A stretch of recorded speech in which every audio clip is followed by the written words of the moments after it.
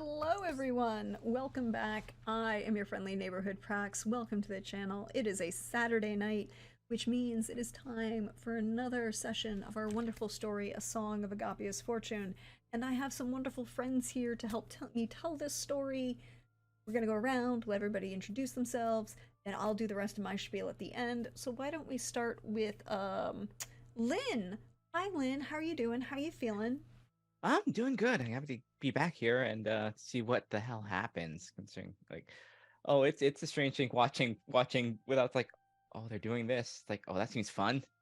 We're gonna be doing it. So yeah, I'm Lynn. I'm playing Fiorella Umber, Clamor Bard, and who's getting married, and things are getting real complicated real fast. This was gonna be a fun thing for her. Now it's really complicated.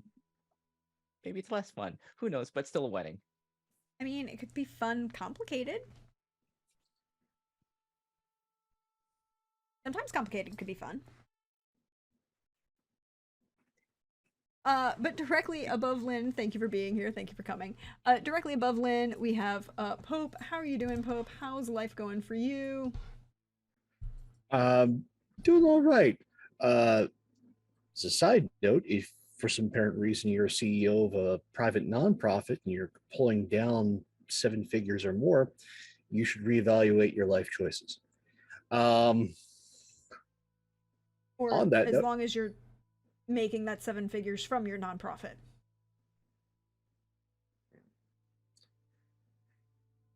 three nurses having to deal with 30 patients on one floor makes me an Yeah, that's angry no, boy. that should not be happening.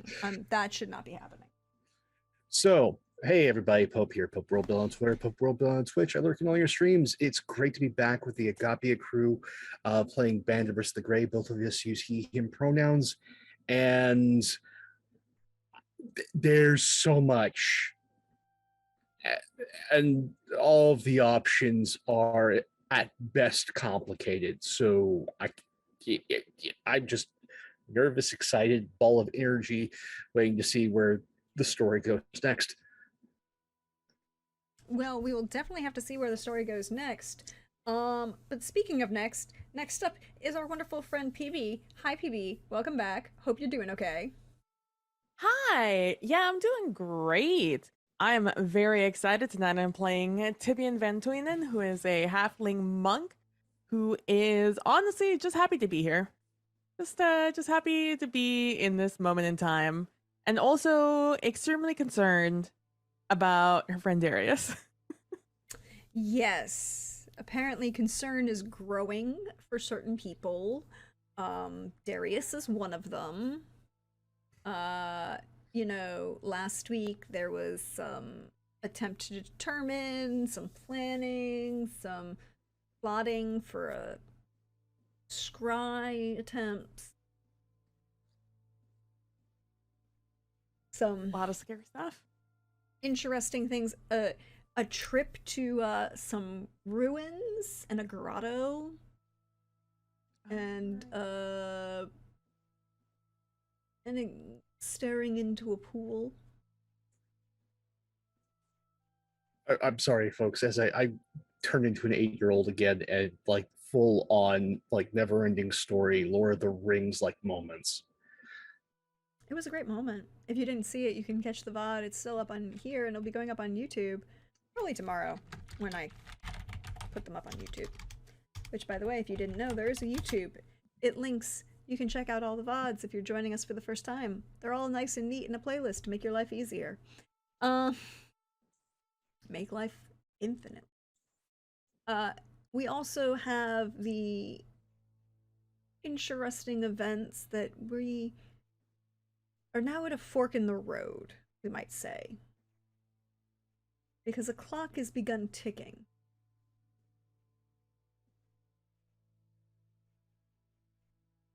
And the question becomes, what do you do? As you're looking at, well, I'm going to say this and date myself, it's probably not like a normal clock that's ticking. Rather, we might say that it's, if you remember certain images from a more Cold War era, in this clock they called the Doomsday Clock. I think that's the kind of clock ticking. And the question of, you know where Darius most likely is. You have a bet that someone else Vandebris is missing, is nearby.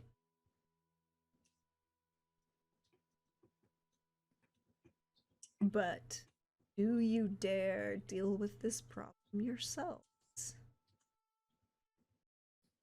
What do you do in this situation?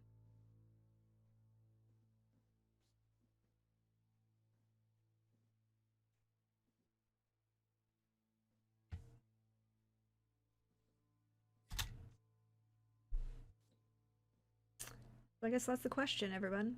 What do you do now that you've come back from this trip to a pool and a grotto that shows truth as you see it?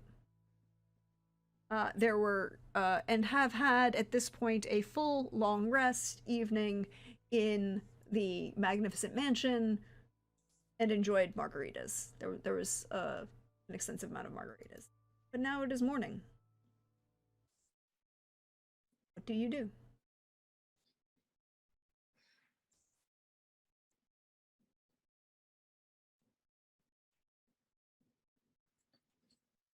There's not any really good choices here.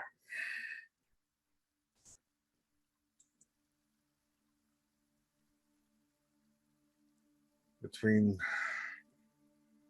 putting together some of the dots, it was bone claws we faced at the elevation party.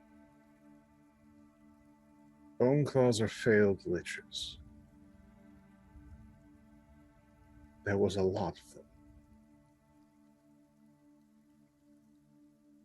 say that Darius's disappearance and imprisonment and that violence, slaughter, and a series of abductions are not connected, I would be strikingly, stupefyingly surprised if that were the case. So there's a foe that has a very specific set of plans. He most certainly has Darius. Probably has others as well. We know where Darius is located, but we do not know this foe's ideas and what he has prepared. Just that he has definitely had time to prepare.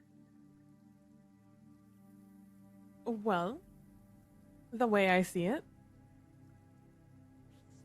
we have a lot of coincidental events that have been happening for the past, God, how long has it been since we started? 2 months? A month? A couple of weeks? I think it's a couple weeks. Couple I of don't think we had like long periods of time where we were like, we're gonna relax. Classic D&D. Between all the travel and everything, I think it is coming up on the start of week 4. Yeah, we also like we did travel in the way that we just teleport everywhere. There was a lot of teleportation, yes. True. True. Oh man, okay. If we look at this using all the evidence we've figured out, someone attempted to murder the crown prince. Did murder, then, it didn't stick.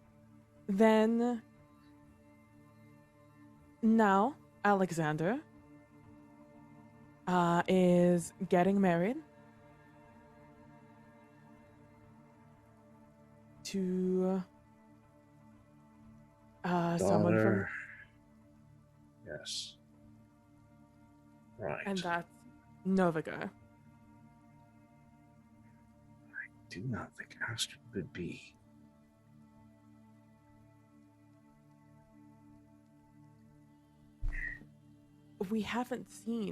I haven't heard much about her children since almost their birth.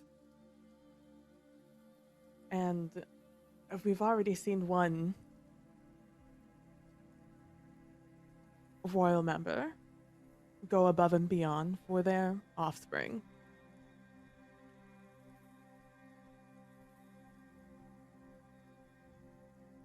The suggestion plays with my own paranoia and do not like where it's going. I think at this point we need to consider everything. If we continue on this line of thought, we then have the Bone Claws, presumably kidnapping clerics, deaths of paladins, and now we know a druid has been captured. Granted, I only saw one, but we should not think that there may not be more. If that falls under their capture 20 of each kind of magic user.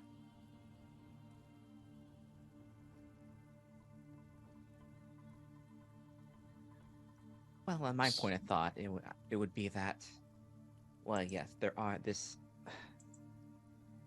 forest, possibly a lich that's doing all this, and while they do have a lot of the clerics, druids, all these people they've abducted, I don't think it's gonna get any better the longer we wait. Think about it. And I do want to talk to your friend, who seems to know a lot about what happened to me, certainly. And there is also the issue of the wedding and the fae that's gonna come to it, whether we wish they did not.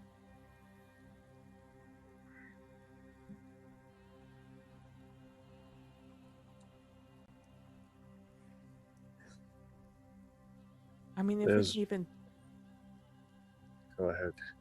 I mean, if we can even think of just a semblance of the plan, this lunch may be cooking up, even if it is wrong. At least we have some idea of a purpose aside from just a grab for power. There's a few gaps. What does this lich get out of this arrangement? I think we just dropped. Oh no. Oh, we're back. Ooh.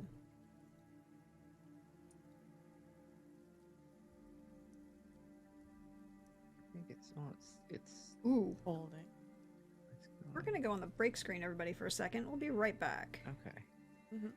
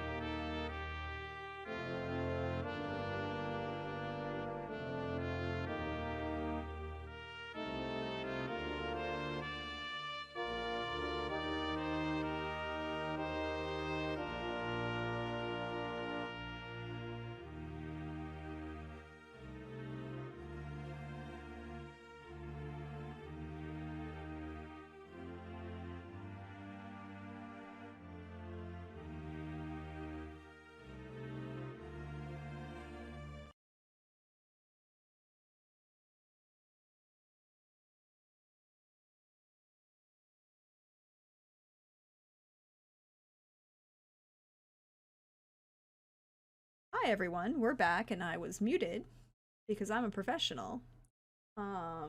Was Twitch was being a little twitchy. It looks like it's getting better. Let us know if we have a problem again. We're gonna keep an eye on it, and if we have problems, we'll try and figure things out for it.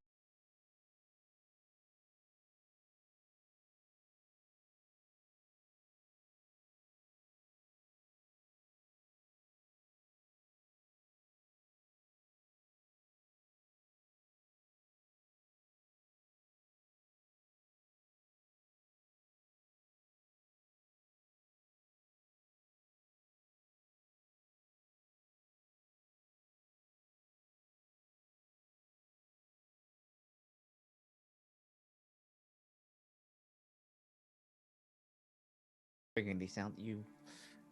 Oh. I'm sorry, we're gonna have to redo that because it switched to shut off the mics.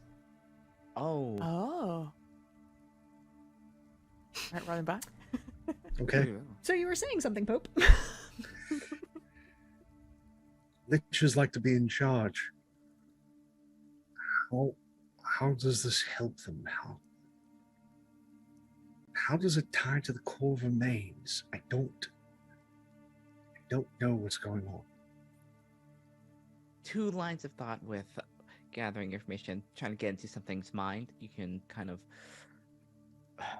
just dig over it for months and it's boring, or you can just go and find out some way. Well, What's the issue?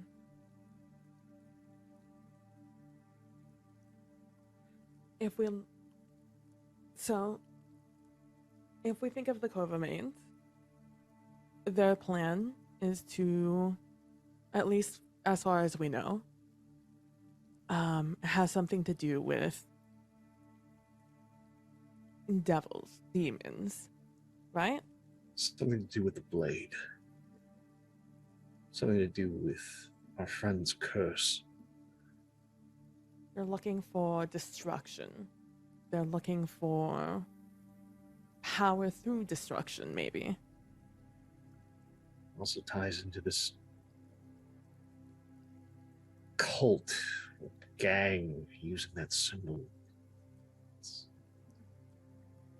all then- tied up somehow, but I can't see it. But what I can hear loudly in the back of my head is Ariana's voice going, "This is the time when we call upon friends. Anybody that owes you anything. Now's the time to get in contact. Because if we go in that forest, we need to do it in force."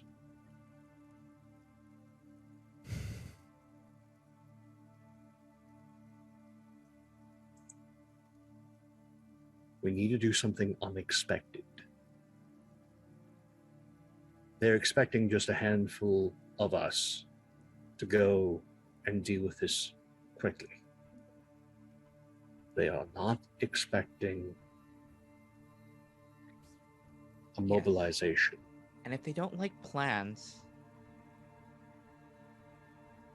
they do get quite bent out of shape if their plans are somehow changed in some way. So that might be good as well.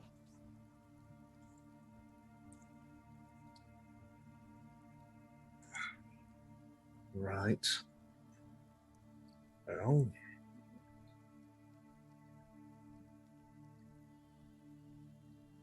then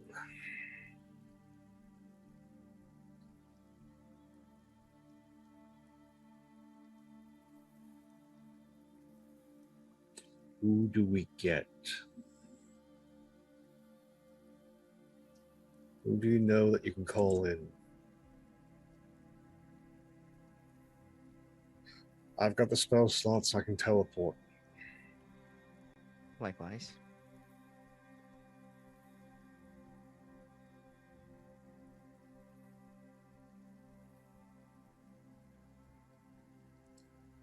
I know my initial two instincts.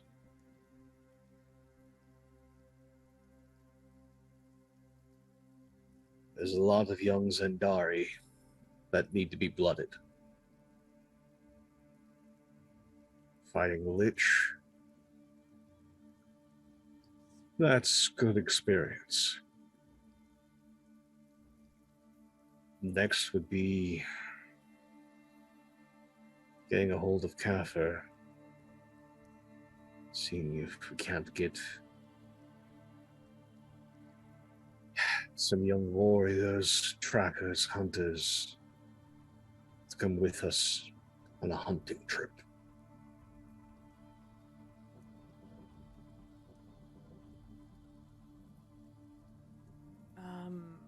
Do you think that Lord Iago would lend some of his fighters? Well,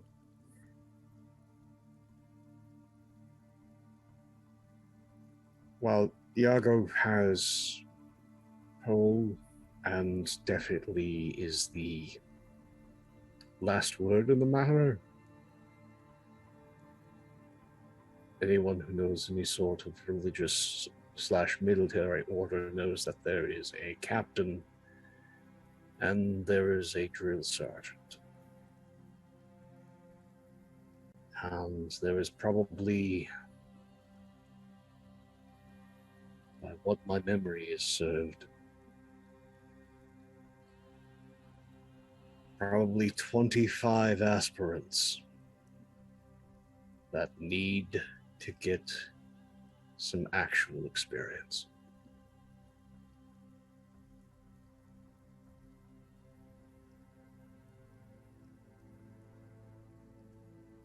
Would it be Indeed. proper to get Iago's blessing? Yes. Do we need to? No. I mean, I figure if they hear the word lich, they'd be more than happy to get in on it.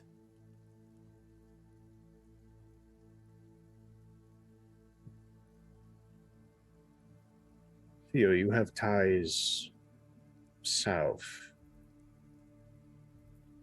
Do you think that you could possibly use your influence, maybe get some royal guard or some professional mercenaries? Yes, I can do that. I can also maybe have a word with Nisser, see if we can get some help in that matter.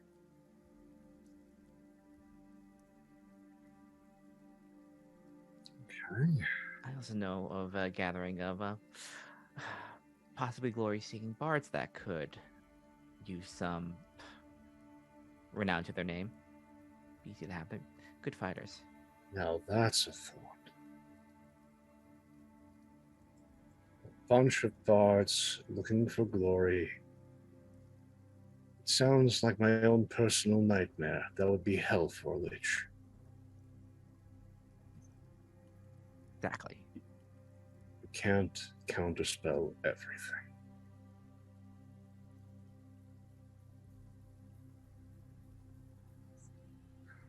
Okay. Tibian, any thoughts? I know some people in Godelga who I can talk to, ask around. I'm sure there's druids up there who would be happy to get rid of whatever may be plaguing them. I haven't spoken to them, my friends up there, in a while. So I don't really know what the situation is, but they know the area better than I do. So, given trade and connections to other druids, they may have a better idea of what's going on in Novigrad.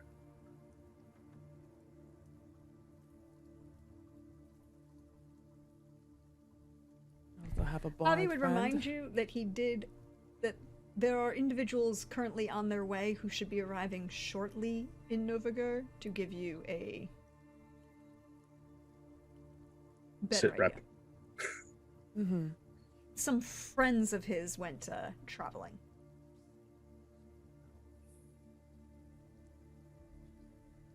There's one thing I don't want to give them access to. Is anyone from Europa? That is that is a tangent that could lead to greater trouble.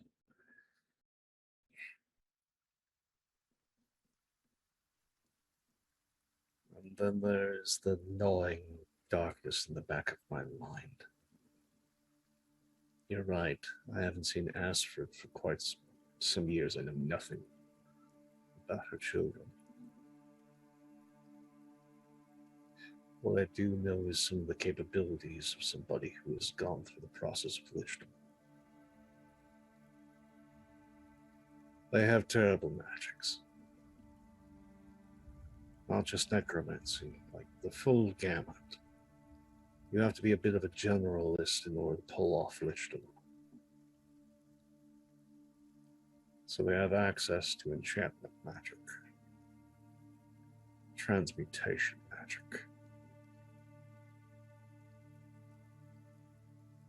I would not put it past a lich who had his mind on possible rulership to impersonate perfectly someone's lover, make it possible that they actually are the father. And blood is easy for them to manipulate, even if they're already dead.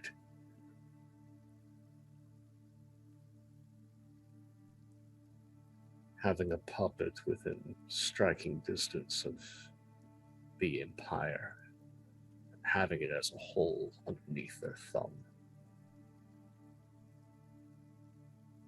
If I were that twisted, it would amuse me.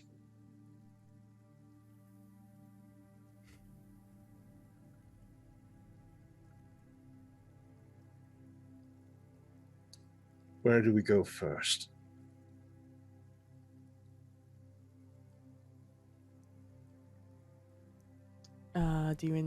Would you like to do information gathering first, or would you want to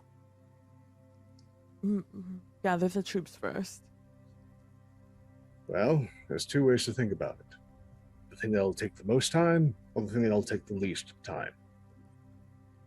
Maybe I go from longest to least, or least to longest.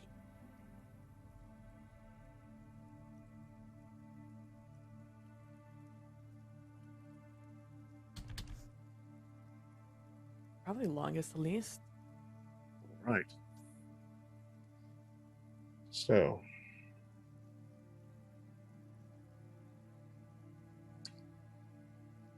Theo, how quickly can you nettle bards and twist the arm of someone you definitely have influence over? Oh, let's see. How fast you need it? I could manage to Quick. get that. I mean, this is no matter with this. As soon as you need them. Okay. Might take Is there a me certain number that we wish to have, just to give me an idea? That would be numbers. ask. Numbers are important. 7 keeps showing up. 3 and 4, 7. All right, so anything that has that in mind. Actually, no. No, if we're going to play the numbers game, prime numbers. 3 and 4 and 7, those numbers of power are derivatives. Find something that is only divisible by itself and it might counter.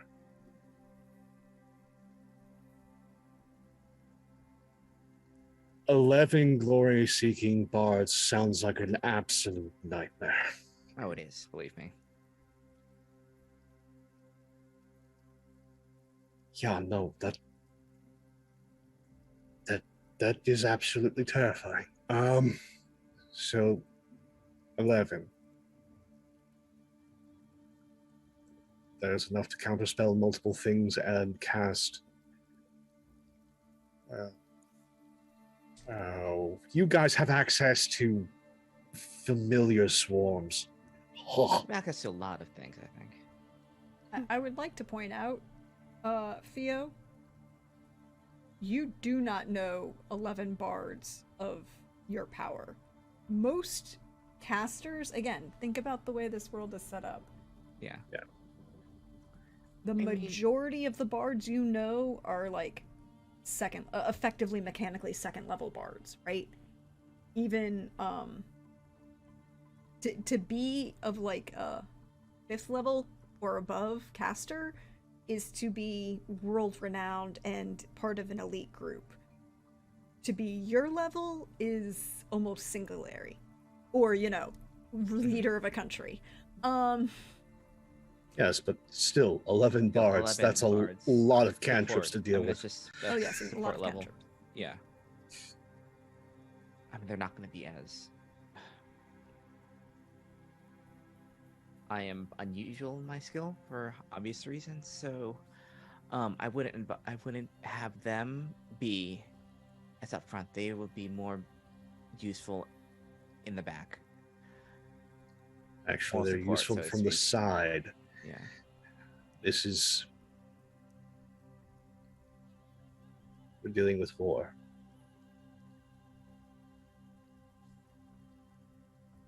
The bards are essentially skirmishers, harassers.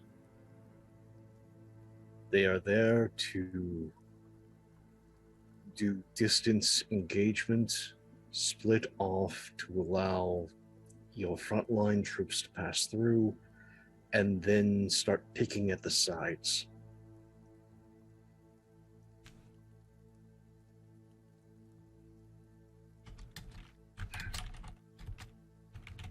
Now I know why Ariel is dead.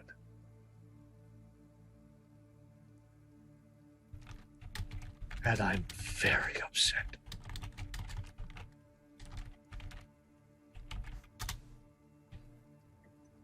Well, good. Well, funnel that into getting this done, and we should be good.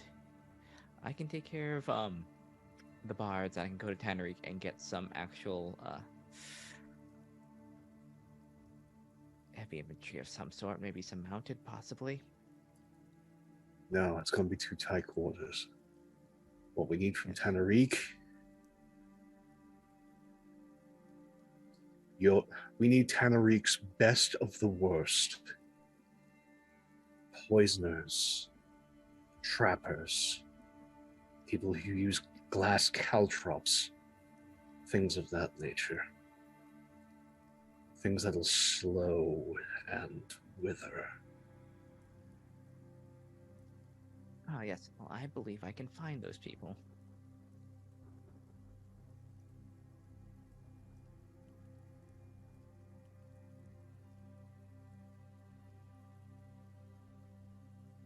Yes. No.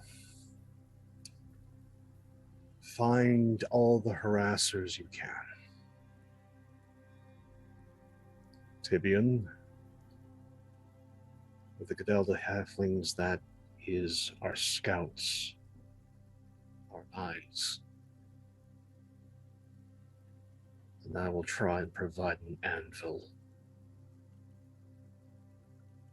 because we are going to be the hammer.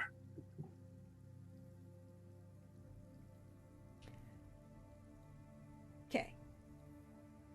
This is where the GM interjects to make sure that the GM understands what the current plan is. The current plan is you're going to go around the continent, recruit a bunch of people, and go to war with the Lich. Yes. Hey, good to know. Thank you very much. I appreciate it. Current plan is the Lich is going to have bodies. We need to have bodies of our own.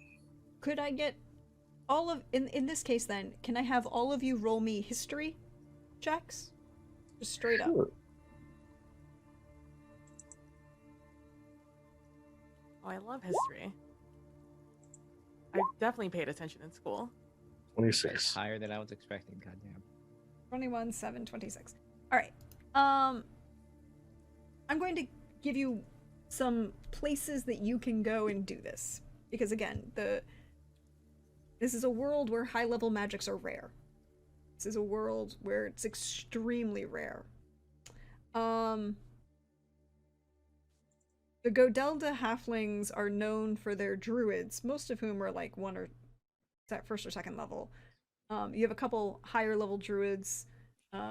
You can get probably a few. You probably want to, at this point, you're definitely going to want to talk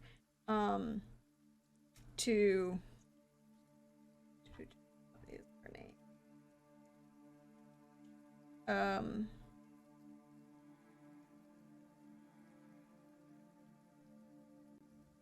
Definitely the plan to go talk to Yeah. Uncle Sari or whatever I named him, and Yeah. and Dial's family. That was the plan. Yeah, that's who I was looking for. Is like, what? We put it in there. Can't find it. You would also know that, both Theo and Bandibus would also know that in addition to the Zendari of Cortel, There's the Muhafiz of the Uktan orcs, who are paladins of Velthaprini.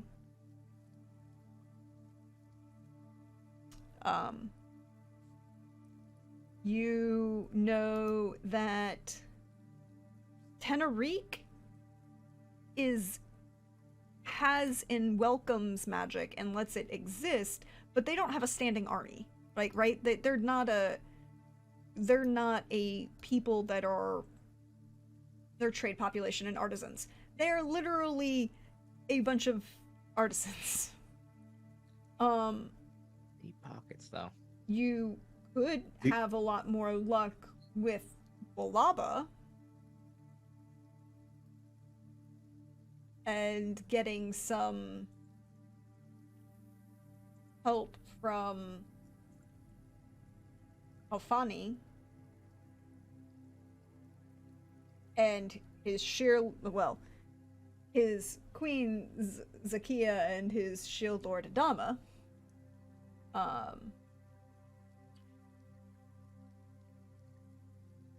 Prax, You could also go to Saling and get a whole bunch of clerics.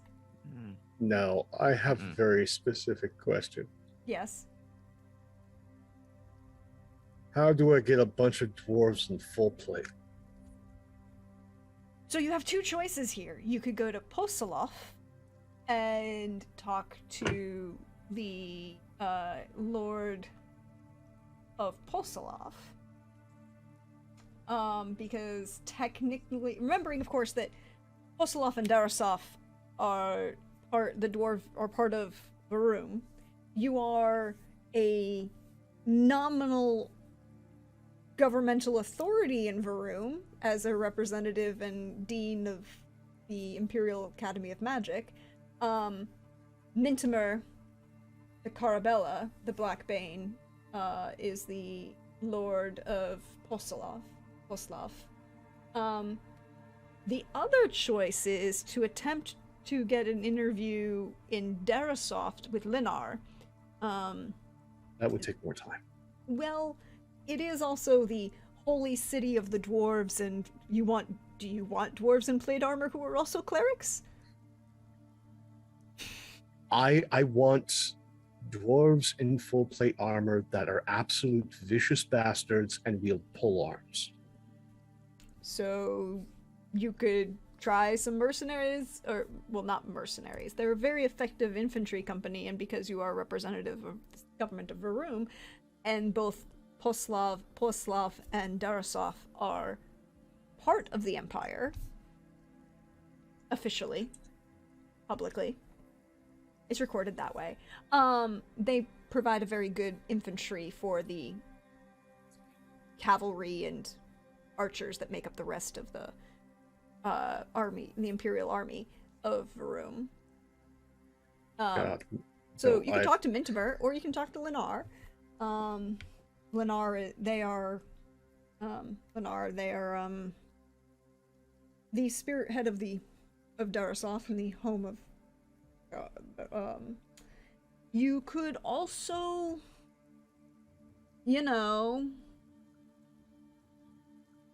try to get some of the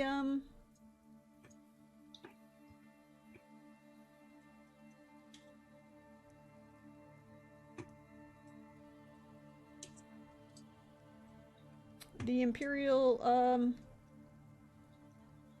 Artija. I don't want to necessarily pull from the Empire's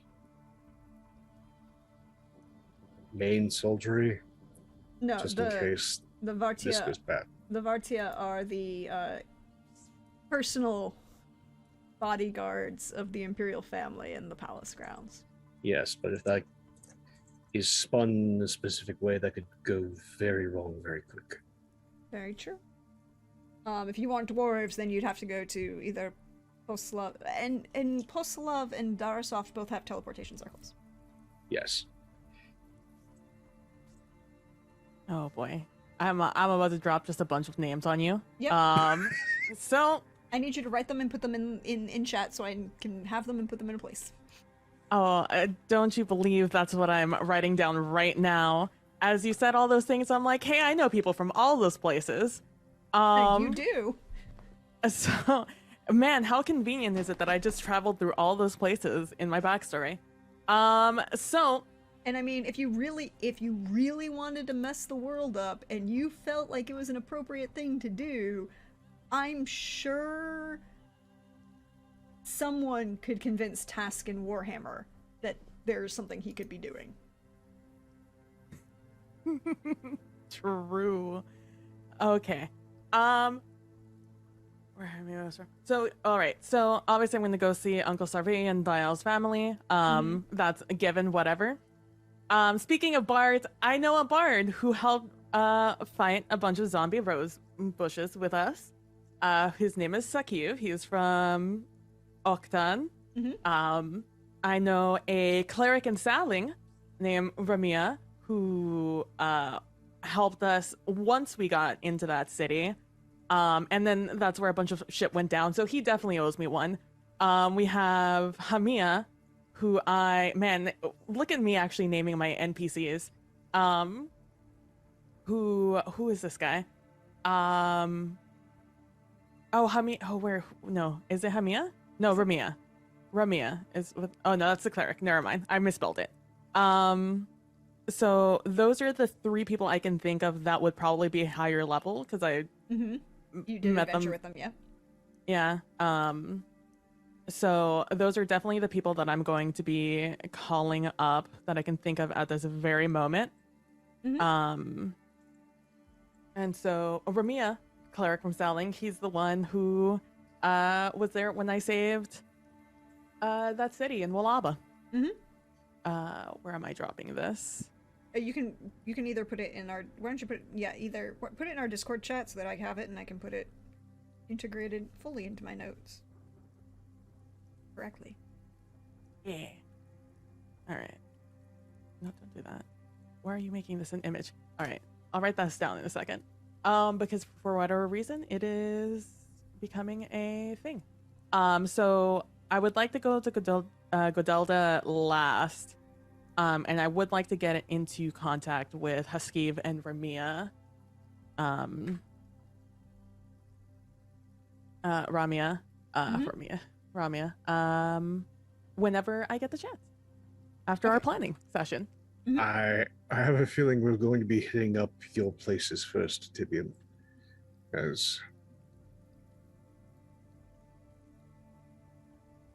getting the captain shouldn't be too hard. So getting a few Zindari, not a ton, but some. I would also like to remind you that they are currently activating the entire military might of Cortel as a way to hide the Zindari's moving of the air. But getting a squad of aspirants shouldn't be too hard. No, you might be able to get you might even be able to get a halfway decent lieutenant. No, there's another person I can tap.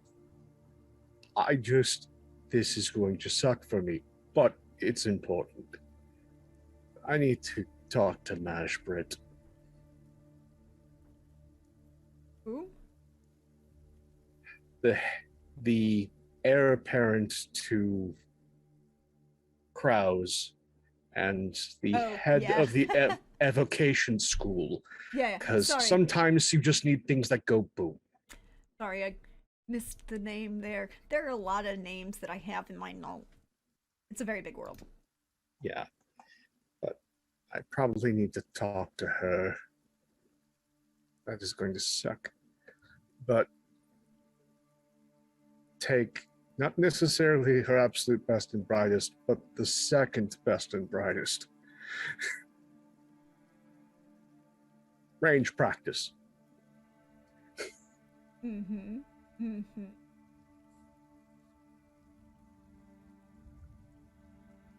Targeting is important in evocation. Fair. Theo. So I guess the question is, Theo, who are you? Where are you going to start looking for friends? I can go to I can go to the just make the little like travel trip to Tenerife and then Walaba, see if we can get some mercenaries in Tenerife, and then Walaba for more disciplined army, like infantry forces there. Mm-hmm. And then I think toward the end, maybe go to what is it?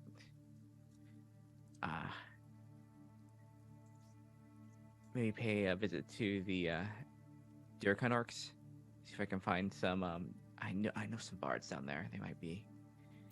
Yes, you might even be able to get a certain particular bard's attention. If only. I can hope. I mean, you have met him before. Yeah. It's just, when you run something and time becomes difficult. Mm-hmm. Had the same problem with the Shah. So, you run something, you can't gallivant around, doing adventures and stuff anymore. But try and be very persuasive.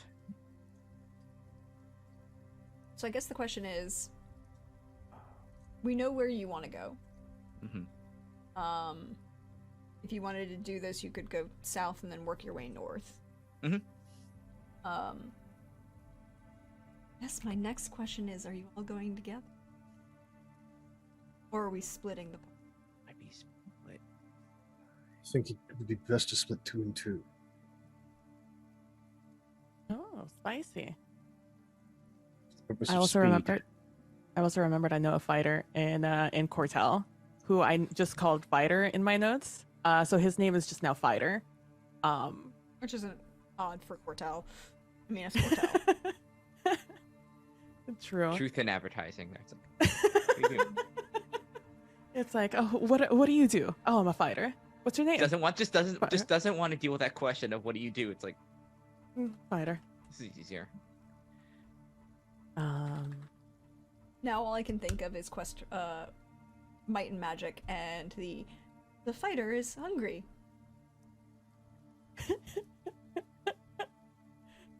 I was like, I could have sworn I gave this guy a name. Sure didn't. No, you can be qualified. You cannot refer yourself in third person. That's not how that works. Fighter.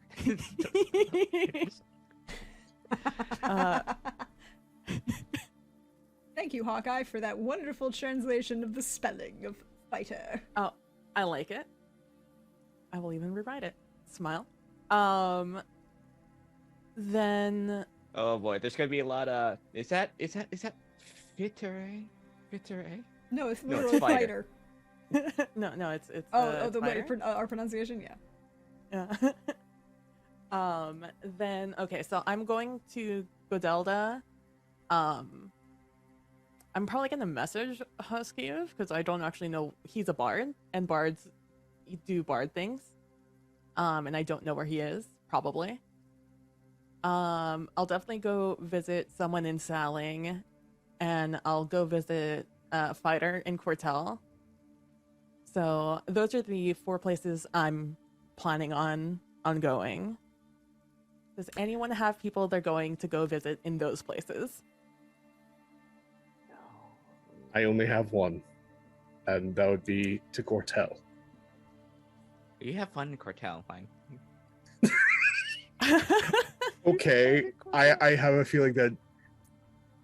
Oh gods, What?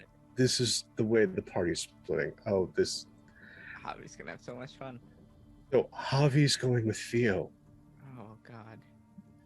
I'm going with my favorite wizard.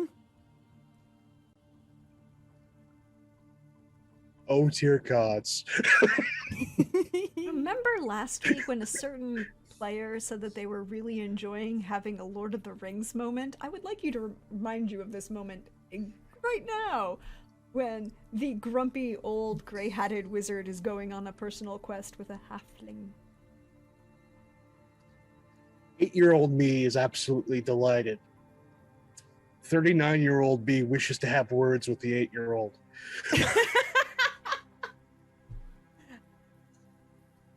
All right. Then Bandabus and Tibian will travel together then. Okay, so Bandibus and Tibian are going together. Theo and Yep. Javi are going together. Yes. Javi will tell you, I'm going to have this there, Mhm. he is in communication with the squad that went to Novigur, Mhm. with the friends that went to Novigur to get information. Mhm. And when Javi has more, they will share. Okay, good. This works out because Javi will give this. Well, it'll be the air of fun, but also the air of respectability, and right. This isn't just like we're gonna get a bunch of people and get them real drunk. No, this is something that's thought has been put into it. There's a plan and there's things happening. Okay, so this leads to the next question. Who is going where in this moment? As you are finishing getting ready for the day and putting things together, and, because your mansion is about to be dissolved.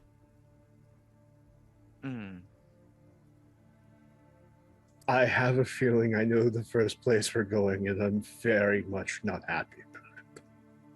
Which is just going to bring to be no end of glee. Ooh. We're going to Saling. Oh. I would like to point out that this brings the GM no one. I actually have terrible memories in Saling, but I'm still happy to go see my friend. Great, we can be grumpy together. Maybe not Welcome to the grumpy. team.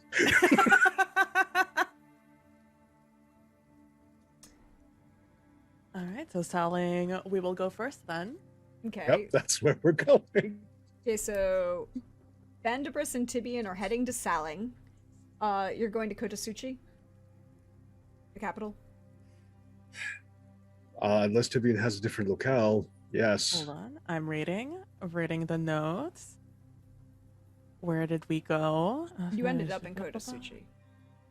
But you started. Then, because we left. Yes, then sure. Well, we could say that that's where she is. Why not? I mean, it's the capital, so Yeah, it's been 20 odd years. plenty of time for things to change. Exactly. Theo, where are you and Javi going first? Oh, we're gonna go. Okay, so the plan is the itinerary for this travel is Walaba first. We teleport there. We teleport to Tanarik. We stay at I still have a home there, so we can stay there. I can meet with the Shah, and then the next day we can teleport to all the way south The Durakan. to Rakan, yeah, and then assumedly get back. That'll take my 2 teleports. Okay. So, why don't we start? I have a very important question. Mm-hmm. As you are preparing for this and getting everything ready and preparing to go out on this epic journey where we're splitting the party into 2 pieces across the continent. Mm-hmm. Are you telling anyone where you're going? Number 1. Number 2, what are you going to do with your apprentice, Bandibus?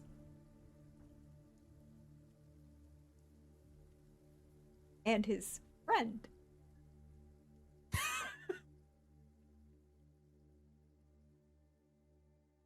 I have a mission for him Oh, good. and his friend.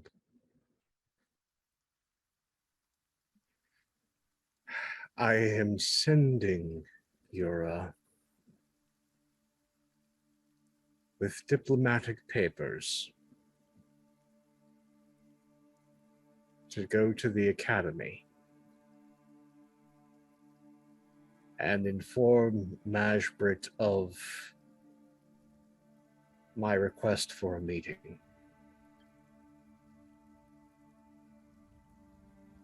Thank you. If something terrible happens to him, my wrath will be swift and terrible.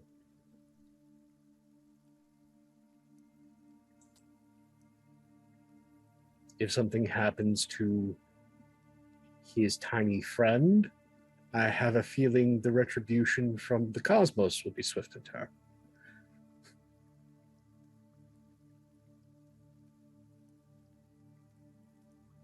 So, that's what's going to happen. I think we start by following Theo. Theo, you are going where directly to Baraka? I think first of all, I think I'm gonna send the I'm gonna use sending to just let them know that I am going to be in the city and I would like to request a meeting ahead of time, not just appear there. Whom are you looking for in Walabra? Ask that. I will say the of course the probably Kafani probably. Alfani directly? Okay. Mhm. Hey, we get to bring. He is in your Mhm. Yes. Alfani's Agapia, and yeah, there we go. Yes, that trinity is in there.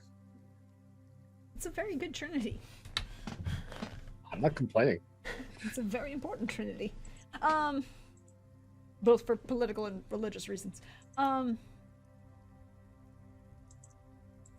So, you are sending directly to Kalfani.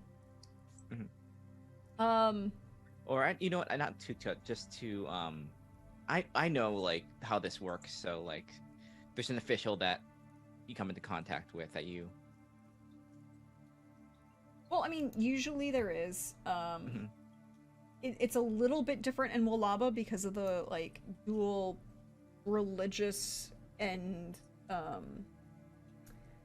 You know what? It might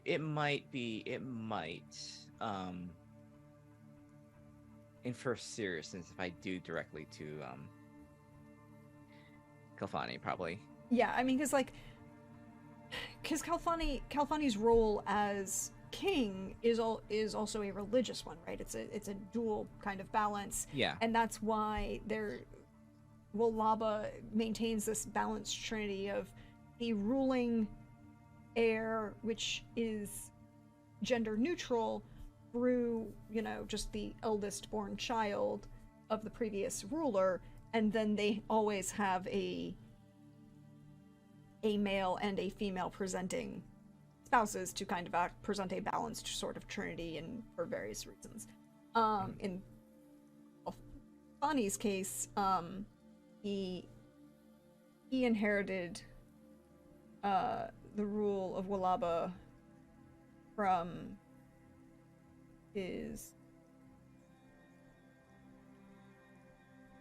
mother, the late Queen Otesha, and he's relatively new. I mean, and Yeah, he's furry. Yeah. he's very new, within the last 2 years even. Mhm. And then, but Zakia, who is his queen, and then his shield lord, which is Adama, both of them are a very balanced kind of thing. There currently aren't any children, but because of the he is both an absolute monarch and like a religious figure, the head of the church at the same time. For something like this, that's both a religious issue and a governmental issue, if you're doing sending, you might send directly to him, and he might let his major domo know that you are coming, and then present you in court and do all of the courtly, Yeah. all of the courtly etiquette when you get there, rather than have to go through This is primarily the reason why you send ahead instead of having to disrupt everything of going through, having to have all that stuff happen on the fly without preparation. What do you send him?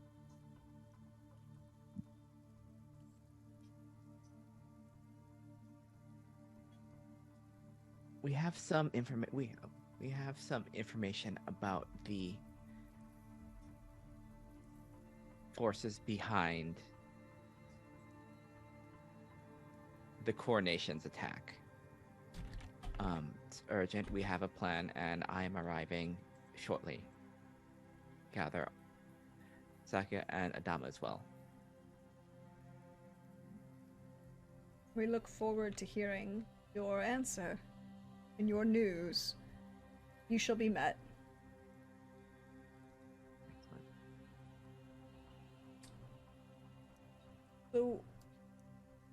engine music is leave Offerentor and emerge into the sun. Well, how early do you?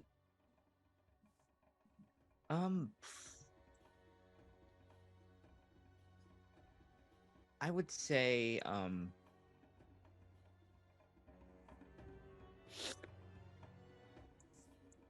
like 2 p.m. 2 p.m. Okay, so we extended brunch a while, is Mhm. what I'm hearing. Okay. Yeah. So it's by in Baracco, by the time you get there, it's you know, there's a massive difference between Offerentor and Walaba. There's time zone issues.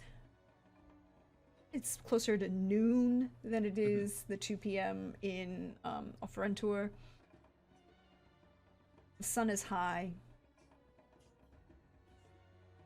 It is a wide... There's a little bit of dry air, but it's unlike Tenerique and the great desert that is Tenerique. Walaba is grasslands and dry, arid kind of grassland.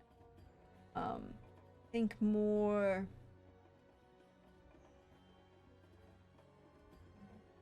the rolling hills of the Western Gobi and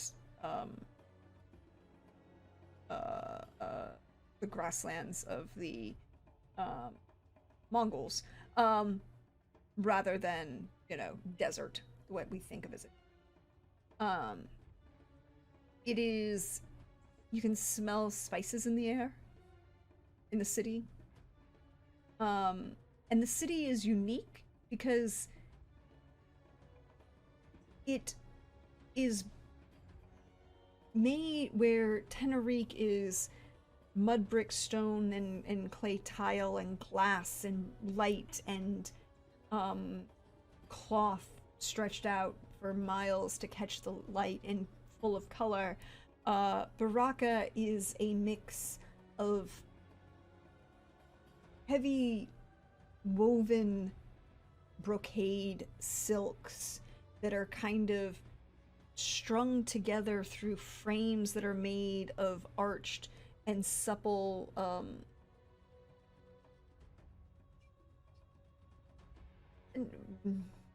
more like bamboo, large grasses, heavy, strong grasses.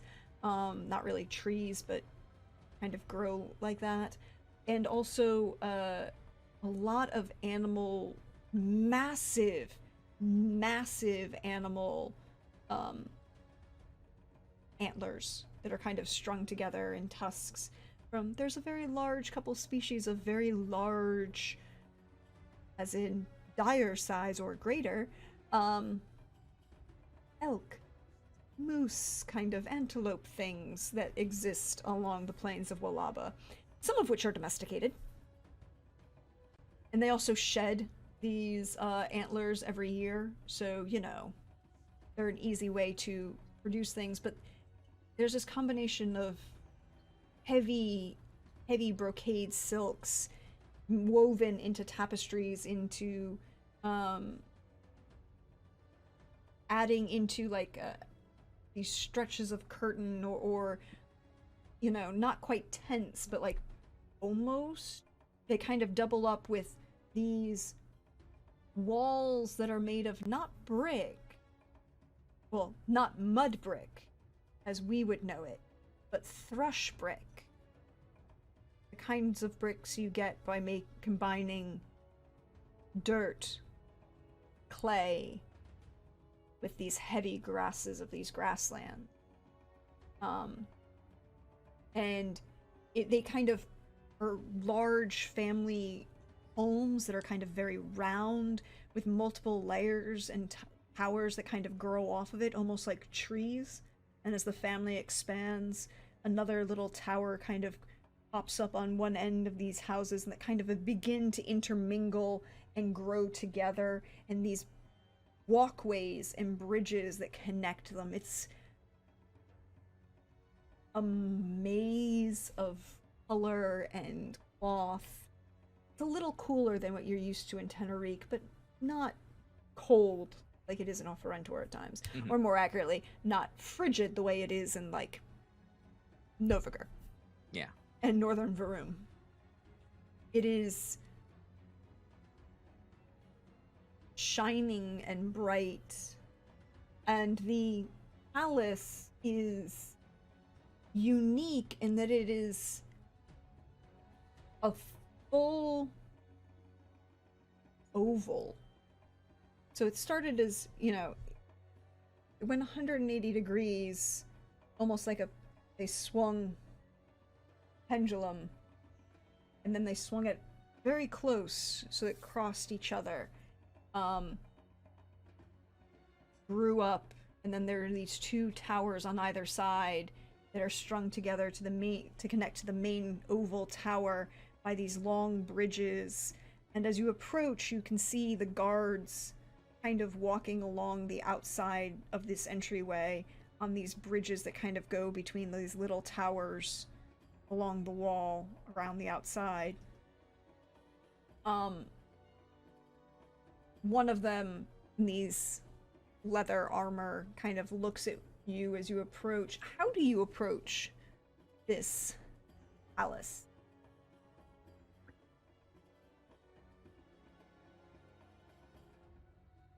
I think she's gonna put the full pageantry on at least a little bit. She's gonna come in like floating, the full like kind of very flowy fabrics and stuff, just kind of accentuate that effect on there.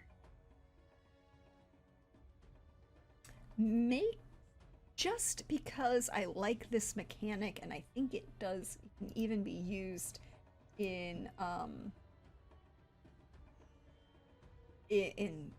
other games, would you please make me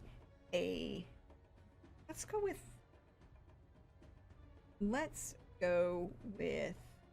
just a straight performance. Okay, let's do it. 33. That's a very good roll. Very good roll. Not a crit, but a very good roll. So Almost. you are as seen and noticed, and everyone's stopping and staring, and you can kind of hear the whispers about, "Ooh, is that, oh, do I know? They're You can hear all of the whispers that are occurring in the background. One of the guards calls out to you, like, then you can hear shouts from further inside, as the big, heavy door swings open, and unlike a lot of places that have hinges and the doors swing out, the door is on a central post and swings in the middle, and then swings middle to shut again. As the door swings open, a figure emerges. A tall, distinguished looking individual, long, heavy jaw and brows, long, intricate braids that are tied from the middle of his head, starting at the very front of his head, all the way back along the middle. Then the rest of the sides is pulled up and back. There's the beginnings of a beard along his face. Dark eyes, dark beard, dark hair. Carries a...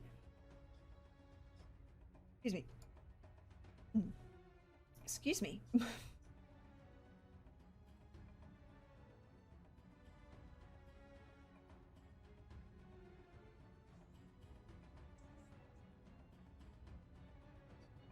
Sorry, I had the hiccups, and I didn't want to keep talking.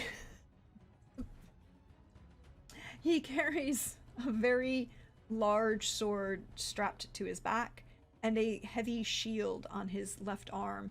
And as he approaches you, he shifts his arm so that you can see the shield. It is, again, made out of a heavy, heavy hide stretched over some sort of backing. You're not 100% sure. I mean, question is, Theo, how well do you know shields. Not incredibly well. Yeah, there's some sort of backing, but it's this heavy hide that's stretched across. And he kind of stands there.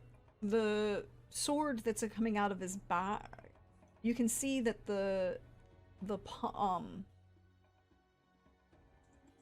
not the pommel, the grip is, well, also into the pommel and the crossbar, are again made of this same kind of antler or animal bone, ivory of some sort, that is made out of sword. And you can recognize by sight Shield Lord Adama in his full plate armor as he comes out to greet you. A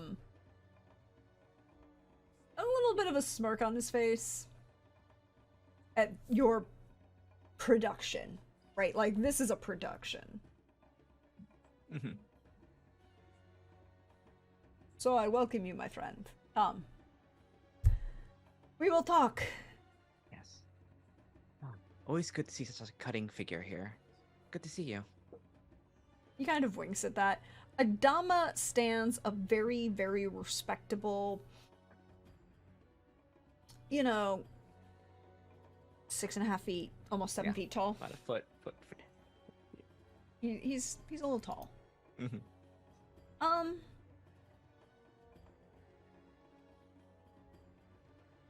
If you want to know anything else, you can roll me a perception. Okay. Sure, why not? Oh, there it is. 14. There doesn't seem to be... It's a little odd that he came out to greet you himself, but at the same time, it might be just the general attitude that you have been presenting in the conversation. Like, you reached out to Alfani directly. It might be that you... Whatever you want to say is that, but it's a little strange that he met you, but not improbable, if that makes sense. Mm-hmm. Yeah. And he will guide you through these large, beautifully high-ceilinged spaces. You can see a couple balconies that overlook into this main great hall, where there's a throne in the center as you approach. It's a relatively short approach. The majority of the hall kind of extends outward in like this fan shape, and at the center of the fan is this large throne with this very large eye-shaped emblem with radiating light coming off of it, sort of. And there's seated, it's a large throne, and again, with these antlers used as kind of a fan shape along the back of the throne. If you've ever seen like a Hawaiian fan chair, picture that, but instead of being made of rattan, and it's made of very large antlers, and then you have, it's actually a little bit big, so it's not just a single person, and you can kind of see where it's like itself is slightly semicircle, and in the center is Kalfani, and there's like almost a little bit of a seat to his left and another to his right. And seated directly to his left is Zakia, his queen, who is a stunningly dark-skinned woman with these intricately braided hair and bound up, dressed all in white. She's seated at the moment. But you know that she can hold herself in a throne. She can hold herself in a fight. And in fact, is known to play the bodyguard on occasion. Cause she's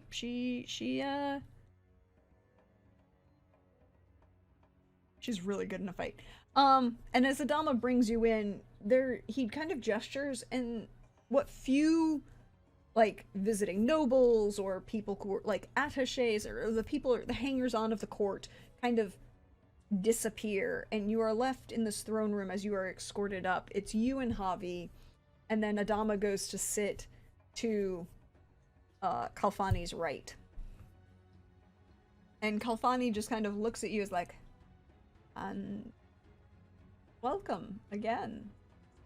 She'll just kind of like do the bow all around just to have all three of them like have proper. Well, thank you for granting me an audience today. It is always pleasant to be in all your company, your wonderful country as well. And this here, if you have not been acquainted, is she'll give Javis like the big title, which I can't necessarily remember right now, but like the Beggarale, yep. Beggarale, yeah, the full. If there's any other like honorifics that go with that, we'll give that as well.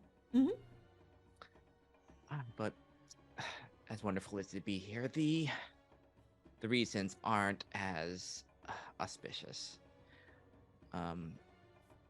It is nice to see everyone in good health. Considering what happened at the what was the actual event that the it was called the coronation. The coronation, and that's why I'm here.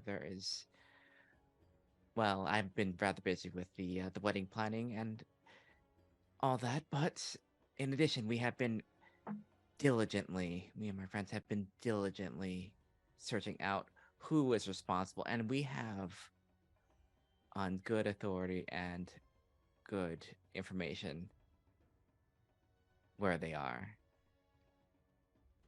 and that they might have the missing clerics and others that they have taken.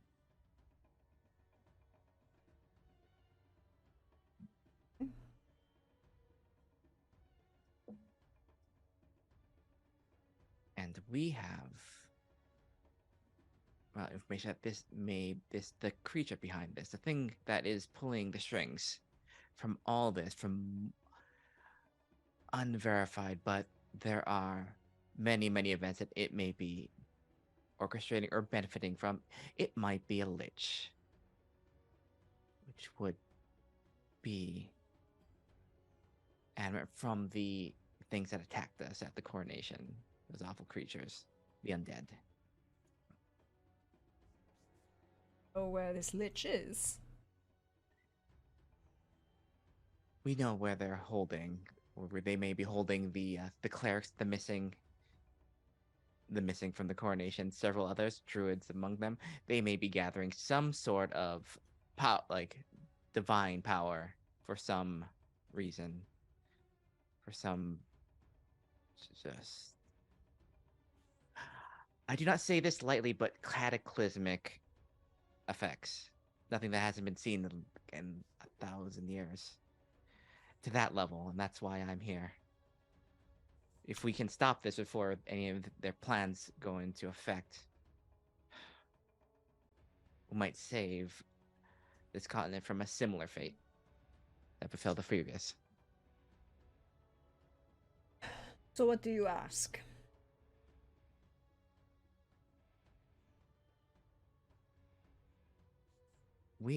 I ask for whatever forces you can grant us to create to be part of an army to take the fortifications of this creature, that we may find the clerics, and disrupt whatever they are doing.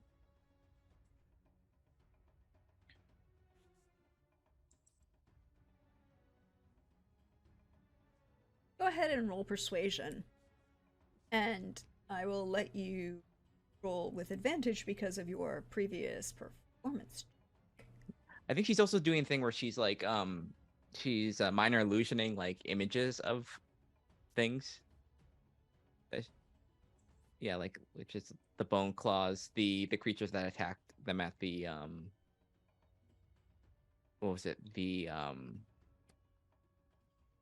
bathhouse and stuff like that. Things that might kind of spice it up a little bit. The little like gathering where we find, that room where we found all the clerics. That sort of thing. Mm-hmm. So I'm just kind of giving that and what was that? What was that skill again? Sorry, Persuasion persuasion. at Okay, good. advantage. Okay, cool. All right, let's see. It doesn't necessarily help that like all my big skills are P's and they kind of roughly sound a little bit the same. Yeah. 28. He will nod to you and then kind of look, like, nod agreeably, contemplatively. Look to his right to Adama, and then to his left at Zakia, and both of them you can kind of see give this like visual, like, agreeing nod. All three of them are on the same page. And then he'll turn back to you as like, Adama will select an appropriate contingent and where and how long.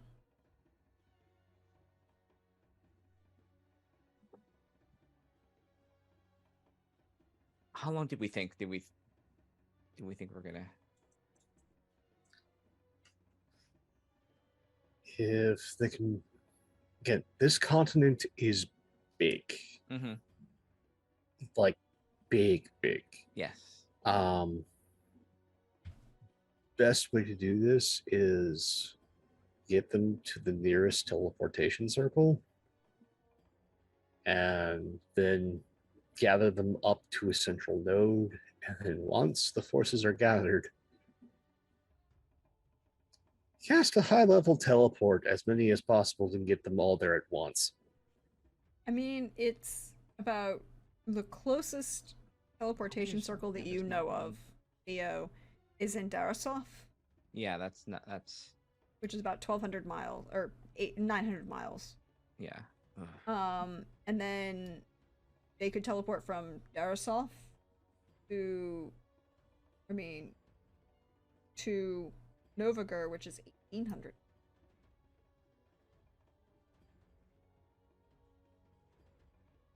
Again, if we get everybody into Darasov, then use that as a staging ground. Then I can just to use the teleportation circle spell and get us to a specific point.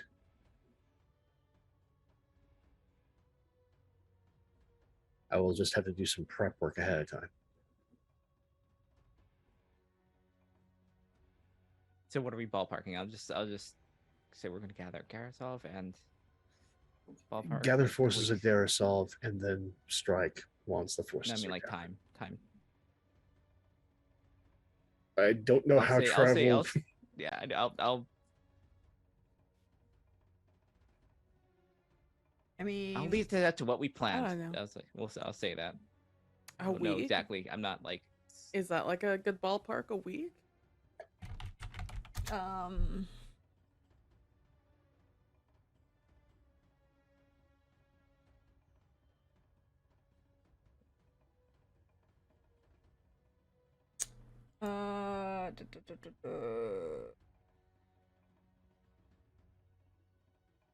It is. You can do about 20 miles a day. You can push it to do 30, but it's Okay. not recommended. 20 miles a day is considered standard travel. Yeah. Is that on foot or horse? It's a normal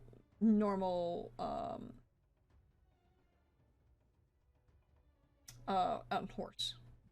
On horse. Okay. It's 10 miles a day on foot. On foot. All right. Or 15, depending on ground. But 20 is considered. You want to go 800 miles. So if you're doing this all, it's like 40 days. That's not quick enough.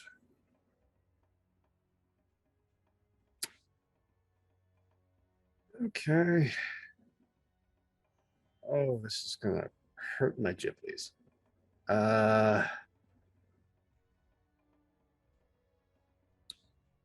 best thing to do in that case is have them assemble each of these forces in their respective capitals, Mm-hmm.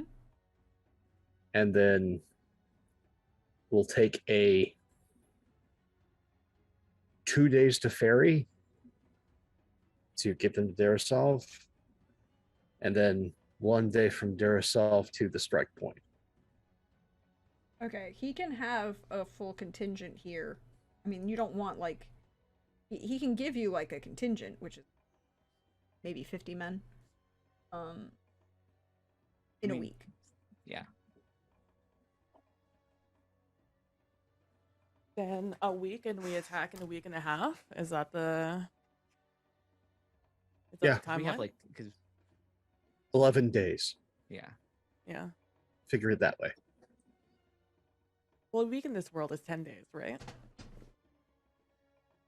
So, oh God, that's so fey. It's a week and a day.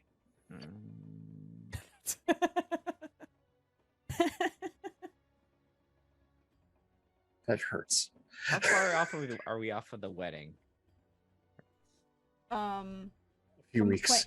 From Few your weeks. wedding? From your wedding? Yeah.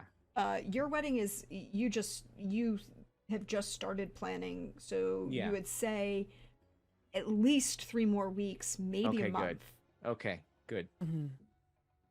You Don't know? worry, you still have a ton of time. Yeah, because I'm like, I don't know if what's gonna happen to Theo if this one. It's like, oh, Theo's in the Fey realm now. Can't help you. Delivery orders only just went out. Yeah. Like, Oh, that's important. Yeah. So you are going to be 11 days, so 10 days of 50 men can gather in Baraka, and from there, Adama himself will lead them. Oh. Kalfani and will remain in Balaba because he can't, really hard to justify him going. Adama going is easy.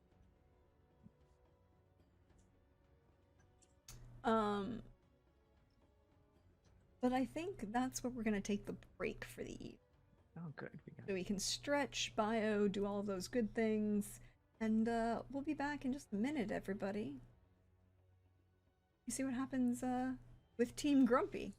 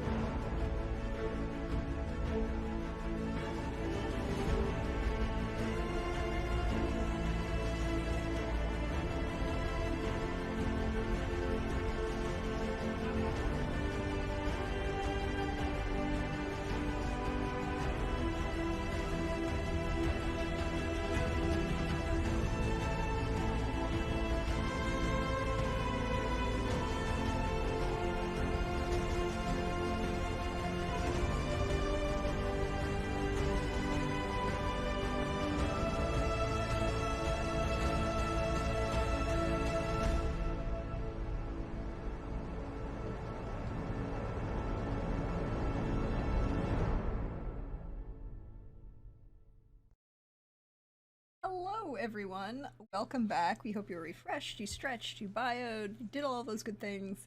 And now we are ready to dive back into part 2 of our session of A Song of Agapia's Fortune with wonderfully fabulous crew that we have here.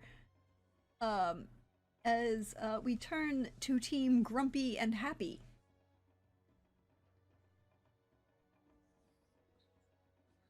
And ask the important question.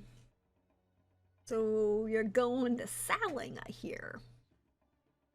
Yes. Tell me more. Best to rip off the bandage. Uh, yes, we will be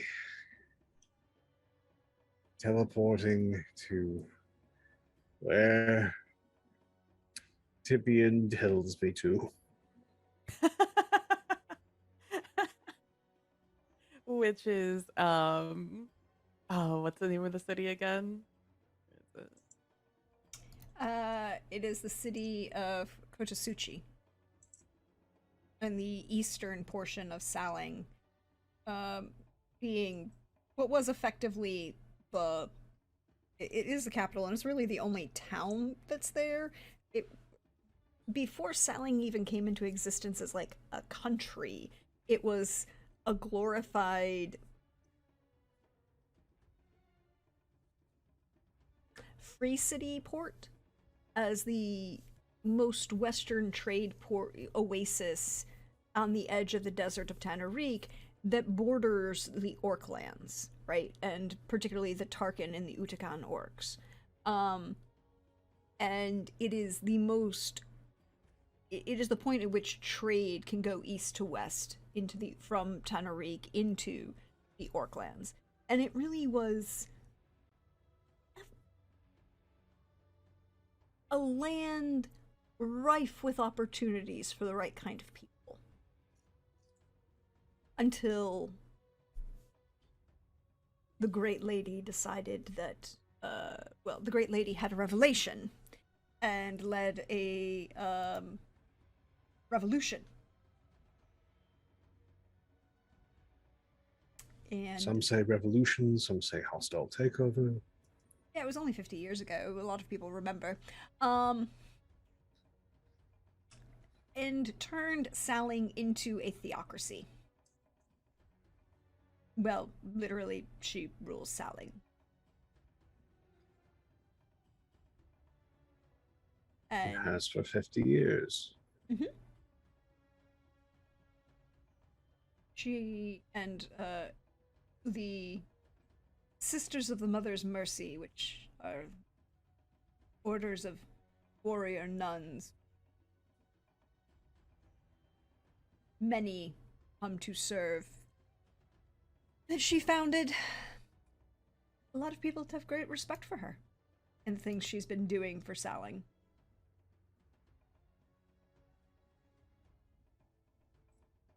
I'm sure they do. So I am going to go see, or I'm going to go find Ramia. Who are you looking for in Saling? If anyone? Oh, I'm not. I'm just the Okay. bus for this one. Yeah, let's go.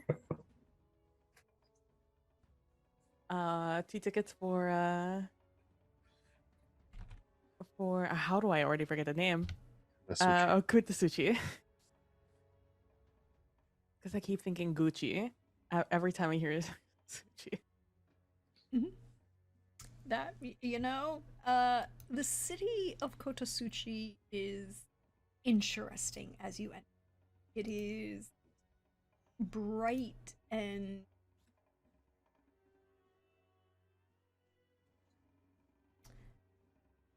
that much white should be worn.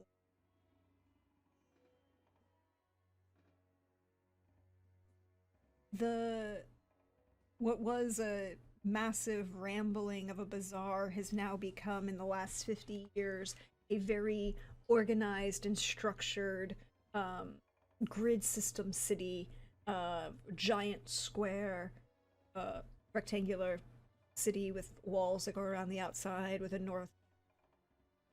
east-west road and a north-south road, and in the center of where those two roads meet is the great shrine and therefore home of the Great Lady.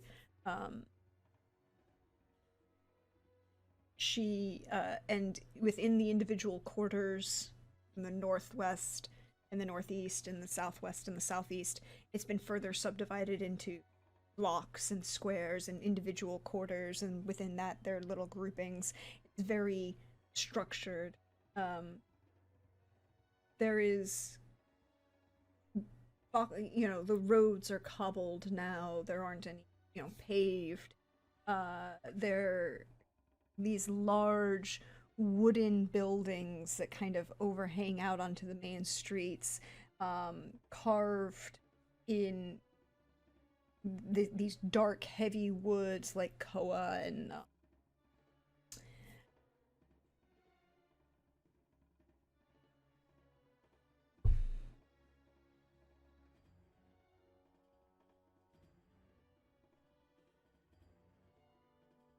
picture the wooden houses in like Indonesia and Bali and large, but also a very heavy Tang and Song Dynasty China, very regimented and structured on this country as a whole. You can see the lacquer on the windows. Interestingly enough, for a city being this close to Tenerife, trades extensively with Tenerife, there isn't a lot of glass that you can see. You walk through the street. Tibian, when was the last time you were in Kotasuchi? What was the last time? I probably would have been back that way. It's probably one of the places I've been to the least, just because it's far away. Mm-hmm. So in the past 20-ish years, probably 8 years ago was the last time I visited. Even within the last 8 years, it has vastly changed. Again, there's the walls around outside are painted a bright white. There's this heavy wood that is dark wood that seems to contrast with this, and there are very structured planters along the main pathways and the main roadways. There's limitations on when carts and wagons can enter the city only at certain hours. There's this structure, and everywhere you can see that each little road corner there's a small shrine to Ashura the mother. You can see little and next to the shrine there's a small box at each of these little small statuary shrines at the you can see a number of individuals who are dressed in armor, just kind of like a mixed match, maybe individual guards, maybe personal guards, but none of them really seem to be carrying open weapons, which is a new thing for you, Tibian, that you've seen in the last 8 years. There isn't, nobody seems to be carrying open weapons. The only people who seem, and everyone, as you watch, you can see you can watch a couple of the sisters, a group of the Sisters of the Mother's Mercy, make their way through town, kind of like in front of you or just passing by, and everyone immediately parts and gets out of their way and passes, and diverts their eyes or looks away as they come by. They're very distinctive in their white and gold, white but more undyed linens and undyed cottons,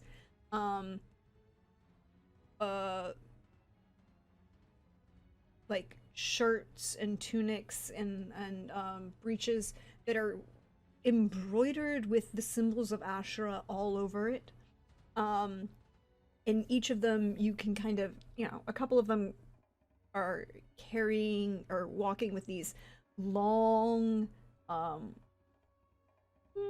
modified quarterstaffs, but on each end of where the upper end of the quarterstaff there's a large hole that's been bored through the staff, so it's like a like an eye, almost like a Mhm.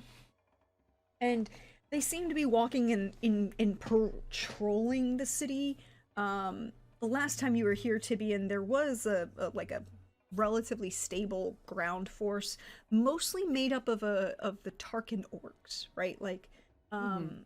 you know, everyone knows that Taskin Warhammer really supported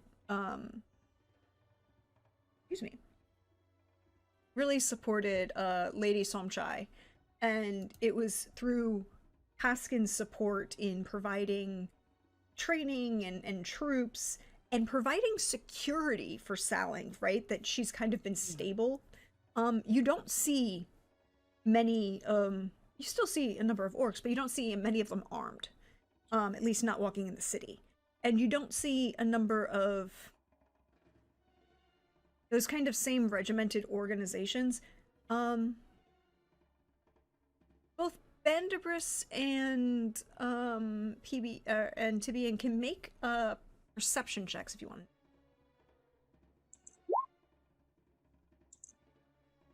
18 on my part. 21. Okay, so we're gonna go with your passives here because you rolled below them. Um,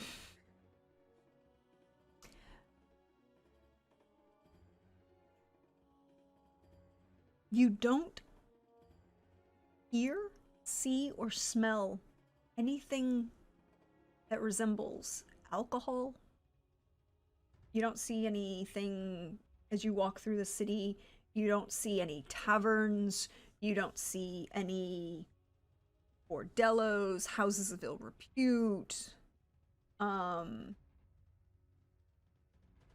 You also don't see anything that looks like extreme poverty or homelessness or street children of any kind. Um, and I know Pope is going to get this reference. I'm pretty sure PV will too. It's Disney level of street clean. Hmm. This place feels wrong.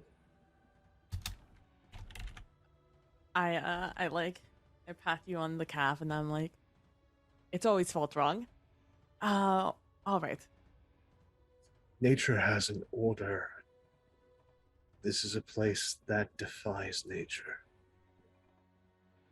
A lot of existentialism going on right now. We don't have time for it. It's time and place. I if I were does Saling have any specific like gods that they Oh yes, Oh, Ashra the mother. actually like Ashra the cleric mother. wise? Um, Ashra the mother is again, everybody Oh, there worships it the is, same Ashra. same gods, but you know, each of these different countries and different populations stress different ones.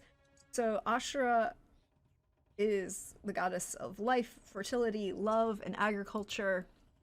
And in Saling in particular, they are worship her in her aspect as the mother of the patron of childbirth, uh, fertility, care for children.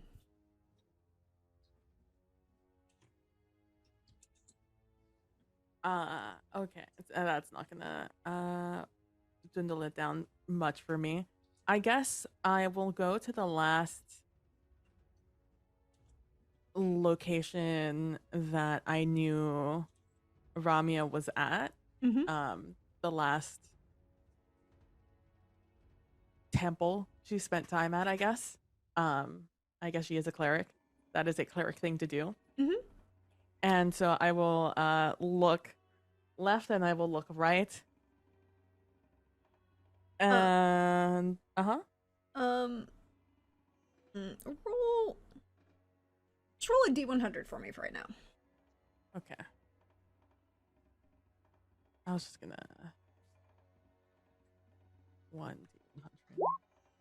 86. Okay. It the interesting thing is, it is possible to find the temple that Ramya was. You last knew Ramya was. It is in the northeast quadrant of the city, kind of tucked away closer to the city wall, very close to the northeast junction point of the city wall. It's a quieter section of town. It always has been. It was more of a, even before Saling had its great revolution and restructuring into a theocracy, it was kind of a always kind of like a home, like a children's home or open area where a large number of, where it was run as both like an orphanage but also like a place where street kids could come during the day or come get food, and even if they didn't stay long term, it was also a school, and it was very useful, and was well supported by a number of people historically who wanted to look good in Saling. So it was never really run down. Ramya, was not the first individual who, was stationed at this particular temple,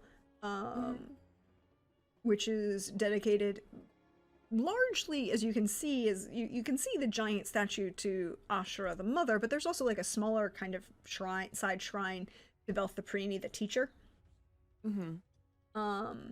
And she was here for like what, last 6-7 years, Give or take. or you said you were last here 8 years ago, so at least 10. Yeah. Let's say actually 10. And as you come around the corner, you can see that it's like the little courtyard in front that's kind of made up of both this temple and, the hospital that's to one side of it, which is what most temples to Ashura the mother usually have in other cities, right? Like there's always like a hospital and a particularly a maternity ward is usually tied to the temples of Ashura the mother, and then there was a large like community building off to the left, and there was a couple like more wealthy families and a very nice little bar that you remember quite well, and Ramya had on occasion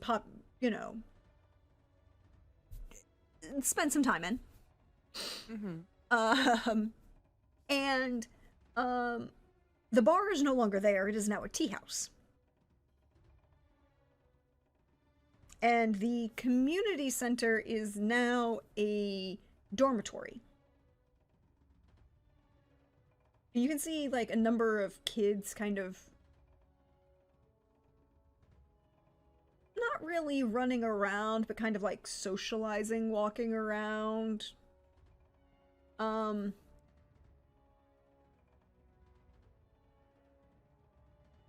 Pretty. You can see lots of little boxes, those large rectangular planters that kind of delineate space with little benches in between them. Can't go more than 25 feet without getting to or 20, you can't go more than 15 steps without finding a trash can.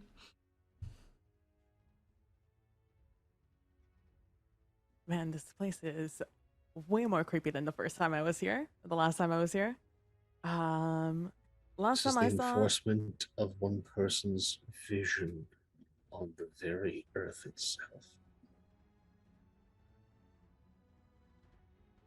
Well, that's fun, isn't it? Okay, let's go. Last time I saw Ramya, I think it was in here. Sooner we find her, the sooner we can leave this place. And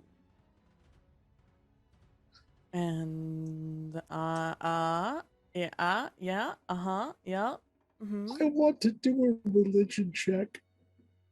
Okay. Oh. Or Arcana, I will let you choose.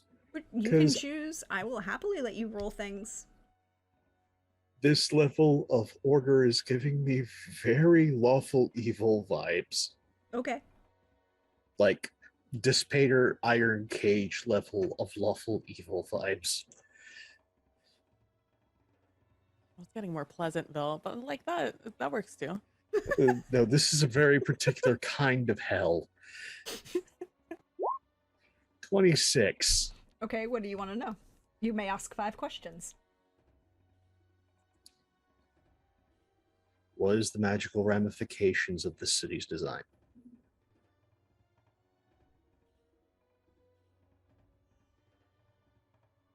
What did you roll? Arcana? Yeah, that's why I'm asking that question. Yeah, that's what I was checking. You can think of 3. Like, the way this grid structure is laid out, it does have a way of bringing magical energies into places, but at the same time, it doesn't feel like that is how it's being used, because Salling basically is outlawed arcane magic. Yeah.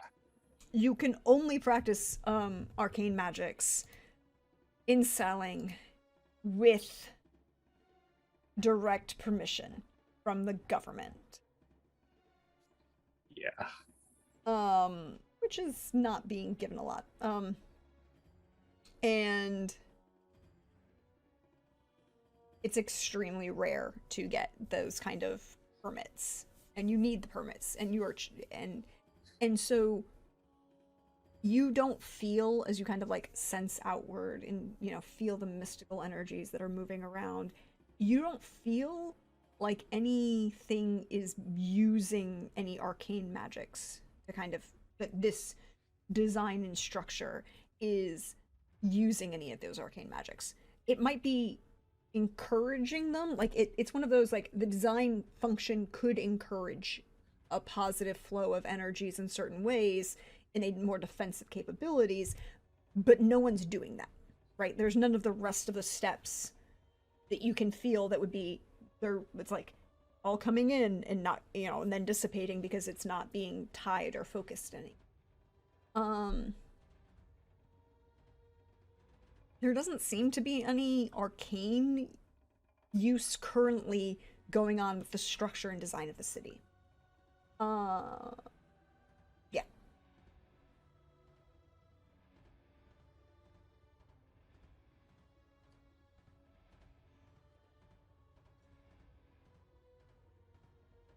How greatly in defiance of nature is this place? Keeping in mind, I hung around with a druid for quite some time. You did hang around with a druid. And I've been studying with the elves. You who have. cultivate things. You have. With this answer, it is, you will have noticed that there is nothing growing that is not in a planter. Okay, starting to get ill. And that includes mosses, or trees, or ivy, or those of us who have lived in the south, kudzu ain't there. I already had a bad feeling about this place. Now it's just getting magnified. Okay, that's 2. Question 3. Considering background and the things that I have fought. Mm-hmm. Just remind me of anything infernal? Not right off the bat. Okay.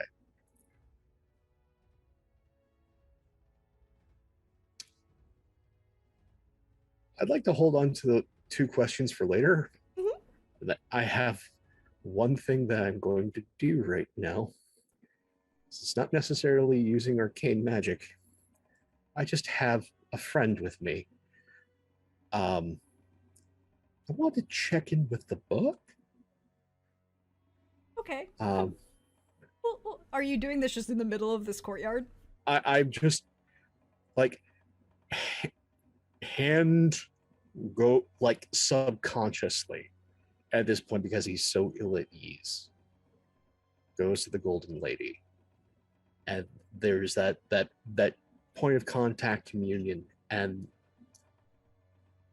softly, does this place feel as bad to you as it does to me?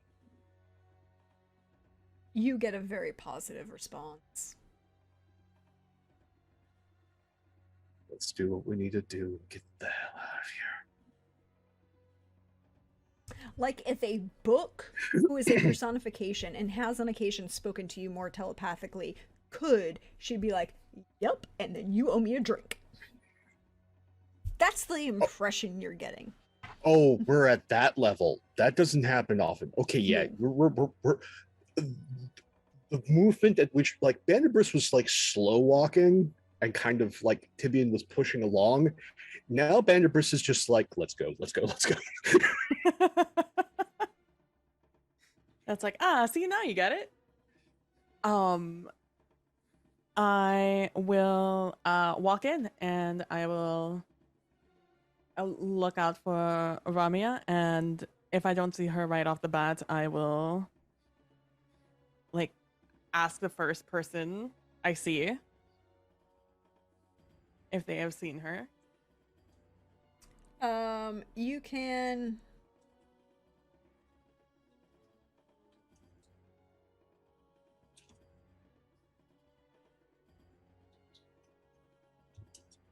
look around, and as you do so,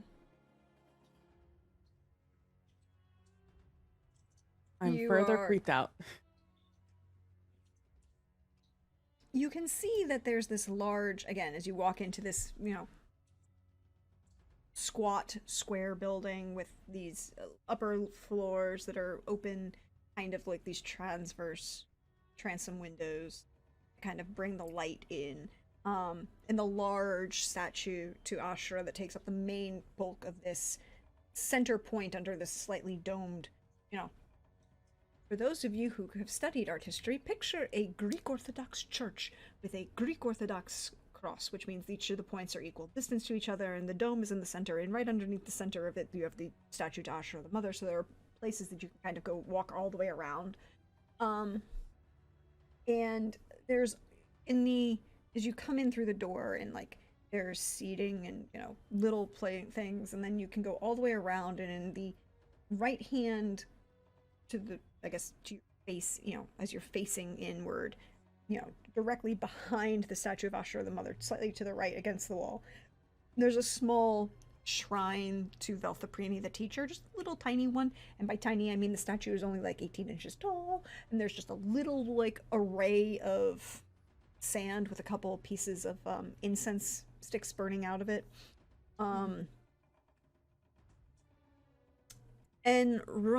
And a figure that looks like Ramia is seated in one of the little pillows right in front of that little statue. Remind us, what does Ramia look like? Ramia is of shorter stature. I mean, for a human in spelling. Mm-hmm. So about 5'3", 5'4". I mean, that's saying a lot from me, a halfling, but shorter for a human. She had long black hair that she always had braided down her back. She had angular features, but kind eyes. She when we were traveling, she had classic cleric heavy armor as she traveled around the area in a time apparently that was a little bit more dangerous than it is right now. And she always had her holy symbol on her in the form of a medallion, basically. Yes, indeed. Remind me, who cleric of? She is a cleric of Do I have right, heads or tails? Heads, Ashura, tails, Velthaprini. Boop. I mean, there are 6 others too, or 5 All others. right, D6. Yeah, you can go with a D6. There are a total of 7 gods in this universe. You can have more than just Ashura or Velthaprini. All right, roll dice. Oh, they've changed how this looks like. Where is it? 1, 2, 3. Number 3, Fasti Tattoo. That's who it is. Oh, I like Fasti Tattoo, goddess of this hearth and home, and specifically to I want to do this correctly. Fasti Tattoo, nature, earth, stone, and the forge. There is not, however, currently a statue to Fasti Tattoo in this shrine. Mm-hmm. Doesn't necessarily mean anything. Gee, I wonder why. But I do. Oh, I can.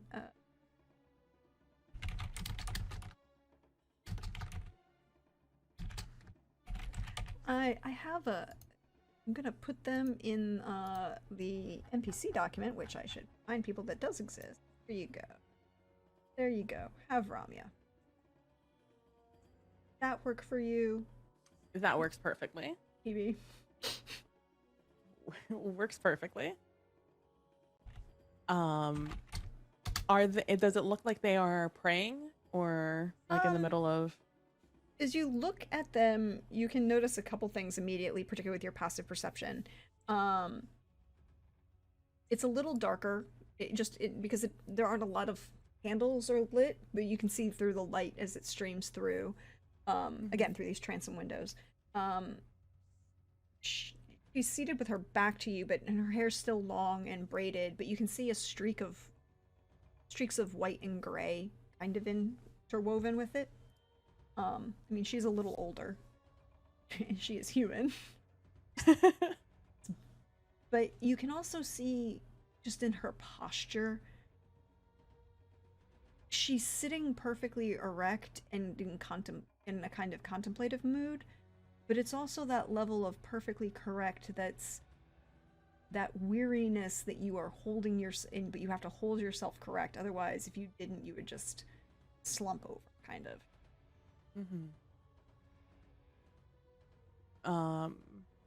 Then I will slowly I was gonna say tiptoe over, but that sounds like I'm sneaking. I'm just gonna like slowly make my way to where she is and just gonna like tap her on the shoulder. And as you do so, you will notice that she turns to look at you, but her eyes are fully clouded over. Interesting. And I'm like, Ramya, is that you? Ian. Well, I would say nice to see you, but Oh, interesting. A recent development? in the last, so I couldn't put it in a letter. But what are you doing here, my friend? I thought you were running a resort, last I heard. Okay, look. I was assisting people with a resort. Look, you should come and visit. It's very nice. It's almost done. It'll be nice. Nice for the soul. I take you up on that. Sounds like a great time to be had. Tibian, has she ever taken you up on your invitations before? Earlier on, as she got more responsibilities, she took them a little more seriously than I did. And she was no longer able to gallivant to the other side of the continent with me, like she did when she was younger. I believe the term gallivant was used at least twice. At least. To describe the events. But yeah, she like, but come, why don't we I get you something to drink?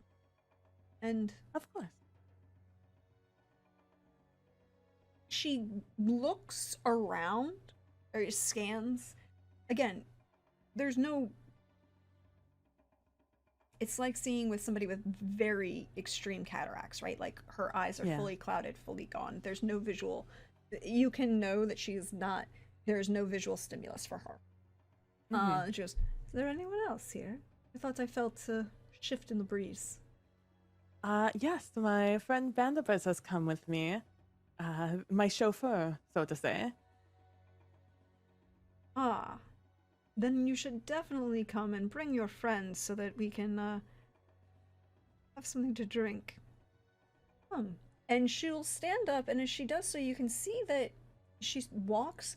She doesn't have a cane or any like aid of that kind of sort, but she like drifts her hand over the base of the statues along the walls, marking where she is in space.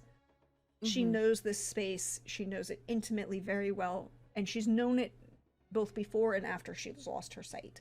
And it is also very pointed that she doesn't feel like she needs any aids in this space. And she leads you through a small door that's kind of like tucked almost behind this statue of Velthaprini, into a little wooden couple stairs down 3 or 4, in a little short hallway that opens up into a simple apartment kind of space. There's like you can see like there's a curtain that's hung at one end that you're assuming is like the bedroom side of the space, and there's like a fireplace in the middle with a low burning fire at the moment. It's not that cold, but it's like just more there, with a couple chairs around and one large oversized poof that's been like and it's one of those kind of poofs that, you know, like Ottoman, but it's a little bit poofier kind of, and it has been it's right in front of the armchair that she goes to sit in, or it's right in front of the armchair that you can guess is hers because it's the one that has the most like wear and seat, and there's like another one to her right, like there's a small table in between, and then right in the middle of the poof has been embroidered with representations of all 7 of the gods in a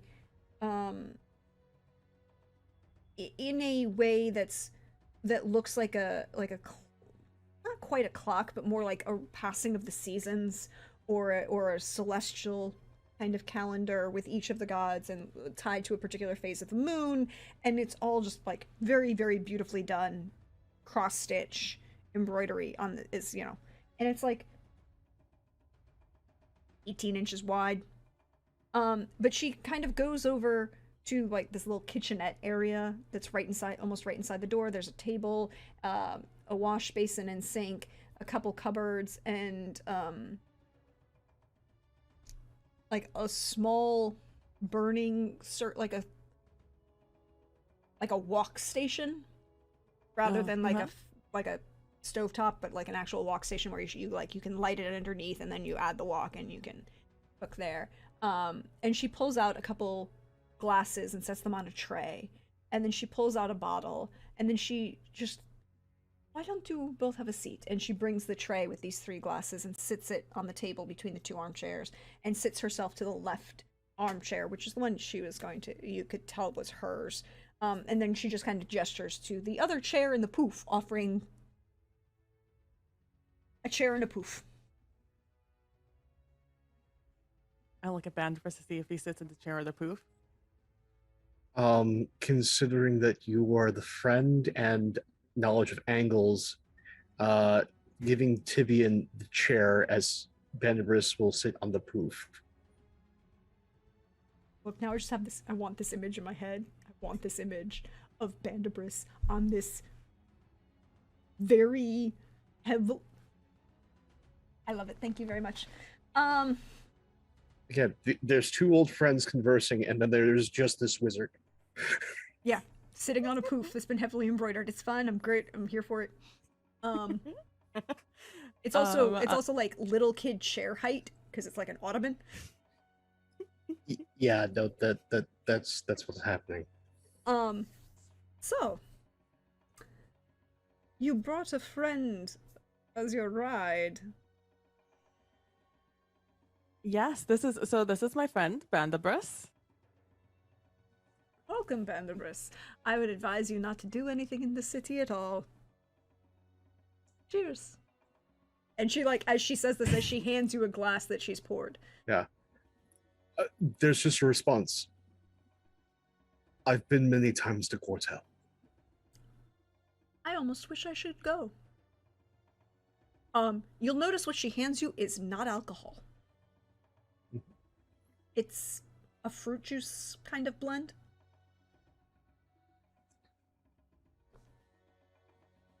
The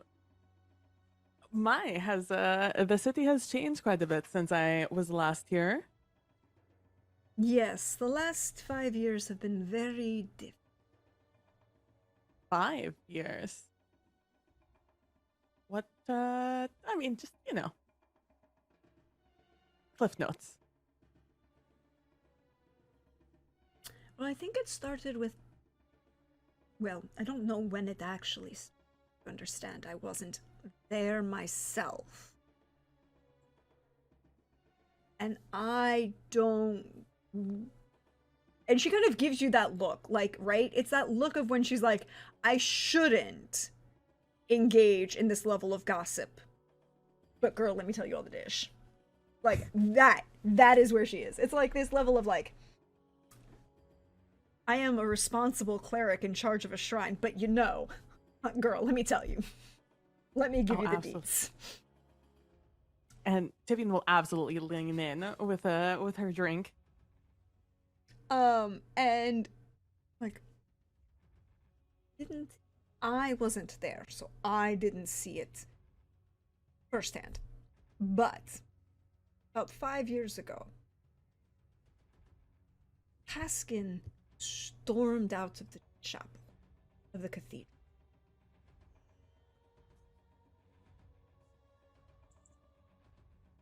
Oh, but why? Nobody knows. He didn't say anything. And like, Haskin is not a person who is quiet. Right? Mm-hmm. He is a loud, boisterous, the man has 41 children.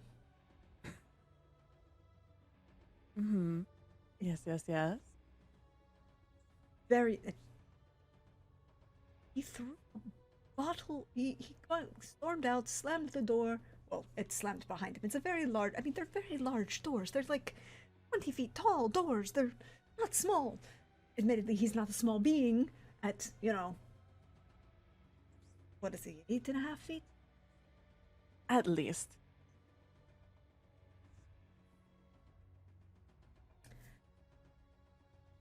Apparently, he decided to throw a bottle and shatter Oh.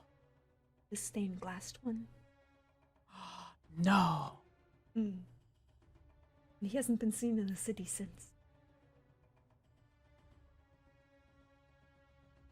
And so all of this has occurred since then? There have been announcements. Alcohol is a bane and a harm to others, and you do disreputable things when you're under the influence. We won't allow such things in our city. There have been, there are fewer and fewer actual Tarkin orcs coming into the city. Those who do are all caravan guards. Weapons are a bane and are merely perpetuate a violent nature, and we wish to encourage peace and pacifism.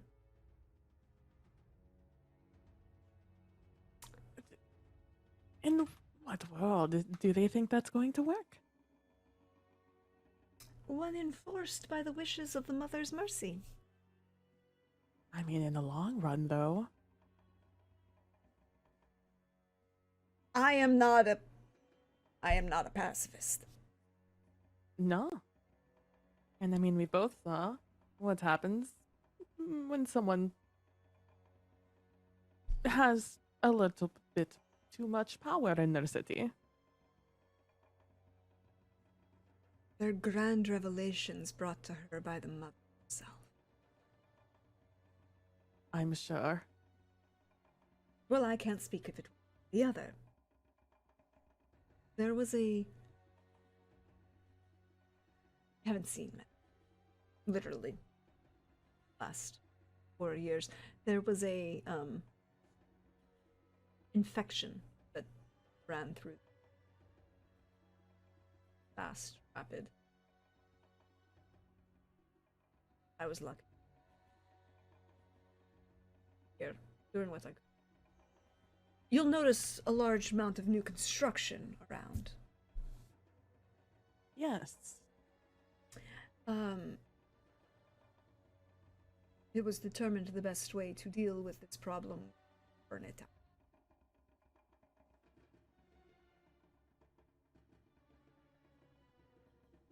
And who was the most affected by this infection? The non. Which is very strange for a woman who claims to be. Well, those ears are not human. Mm-mm. Not at all. Much has changed here. Much has changed here. Indeed. Well, we wouldn't want another infection, so cleanliness is next to godliness, apparently. Oh, sadling. But Oh, well. what are you doing here? You must tell me. Also, you brought a wizard. I did. I mean, not. I'm sure Vanderbilt would prefer not to be here, as I think a lot of us wouldn't be. However, there was some interesting developments that have happened since the resort. I was invited to the coronation. How did that go? I heard that there was interesting occurrences. Apparently, the clerics that went with the sisters were late coming home or came home the wrong way. I did not hear much. There were a number of divine casters that went missing. There was an assault. Yes, it was not a. It wasn't a peaceful time, to say the least. There was an attack, as Vanderbilt says, of what did you call them, Vanderbilt? Bone claws? Yes, failed liches turned to undead, voracious, given a purpose, needing of violence. So, Very chaotic. where are these liches from? Or There's claws? What's the problem? Where are we going? Tell me we're going. Novigur is not my idea of fun, but it is a sight better than this place. I can get a drink at no. Very true. Very true. Yes, Novigur is where we suspect. It is where. Oh, you heard me talk about him, Darius. They Really? We're going to find Darius. Who seems to have been captured and apparently maybe infected with something. It is all very curious what is happening over there. But he did message me. Well, I messaged him, and he told me in not so many words that he was in trouble. And we scryed, and then we found out, oh no, he's trapped in a mountain, and possibly a lich is there with a bunch of bone claws. And so now we're here because we're looking for capable people to help us storm this lich's lair and hopefully destroy them. Because there's talk about the cataclysm on the level of Arab. Oh God, Europa, fall. Arabia. Yeah, the fall of Arabia. And like devils, demons. It's like actually really, I mean, just local, really cool. Awful, terrible things happening. But it's a lich that we want to go fight. and we're looking for people. And one of the first people that came to my mind was you. Is this going to be like the roses? Yes, but more. In fact, we think it's all kind of interconnected. We think, actually, oh, Bandipus. You might have heard of him. Pointy hat, with the Watchers defeating. Yes, the name says some familiar. That your friend? I hit him in the chest. I'm like, familiarity, Bandipus. Yes, I was one of the 5 Watchers. There's less of us now. I'm sorry for you.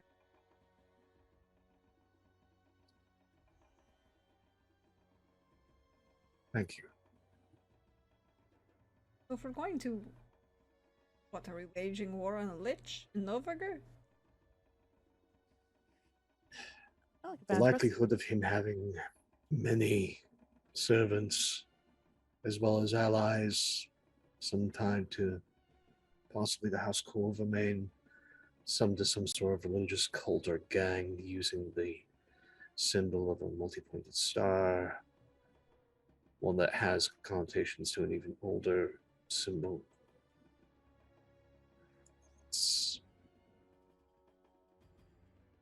a very tangled web, and we need all the help we can get. How would you like a orc war chief? That sounds delightful. Or war? It doesn't sound as good that way, does it? It could use some work. And she'll get up at this point, and again, you can see that this is her space. She's comfortable here. Everything is laid out in a way that she can move around without any. And she goes to beyond the curtain, and she kind of like pushes it aside. And there's you can see her bed imminently made, small chest of drawers, 5 massive bookshelves that are not dusty at all, but you can definitely tell the books haven't been taken out, but she cares for them still. Mm-hmm. And she pulls one of the books in the middle bookshelf, and the door swings open. And you can see her rap 3 times on the wall just inside the bookshelf. You hear it echo down the hall into the darkness. This path keeps echoing and echoing and echoing, almost like it's moving. And then she just lets it. She leaves the bookcase open, and then walks back here. As she goes and gets 2 more glasses and sets them on the table, and then takes the 2 kitchen chairs that are in, like, at the table in the kitchen area, and brings them over to this, like, little sitting area that she's created in front of the fireplace, and, like, sets them one on either side of the 2 armchairs. Like, Vivian's in an armchair, there's a little table, there's the armchair she's sitting in, there's your poof, which is kind of, like, angled, so it's maybe a footstool, but also, like, a poof that you can sit on, and she puts the 2 kitchen chairs, like the wood ladder back chairs, very simple, on either side, and she sits down. It's like, please, you should have some, we'll be here short. And she continues to make polite small talk, asking you about the resort, how things are going there, and it's maybe 5 minutes of this polite small talk, and you can hear the sounds coming from down the hall, this long dark passageway of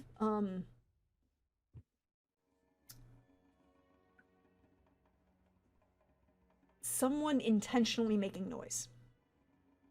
Right?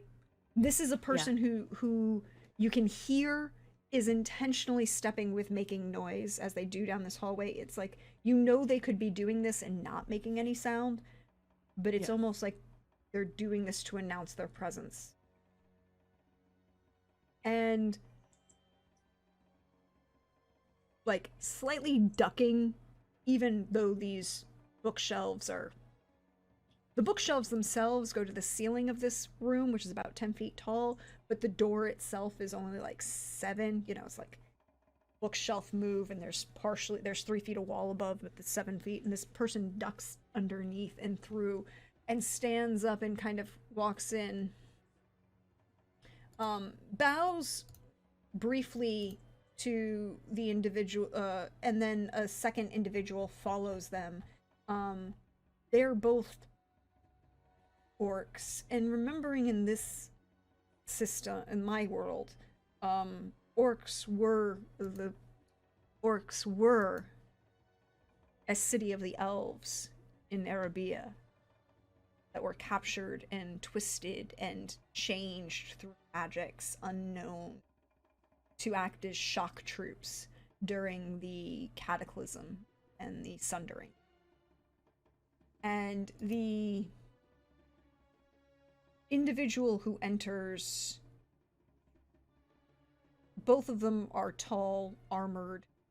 They kind of look, take a moment as she kind of like, have a seat. Josh says, have a drink too. This is my very good friend Tibian. Pleasure to meet you. This is her friend Bandibris. They are needing some assistance. I need you to go talk to your charming father and say that there's a lich problem in Novigrad.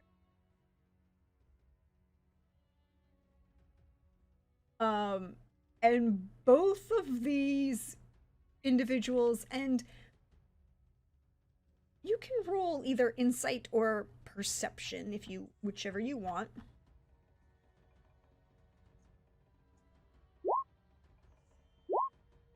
19. 29.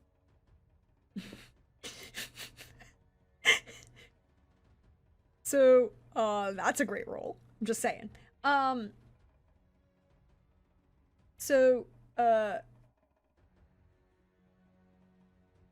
Sorry.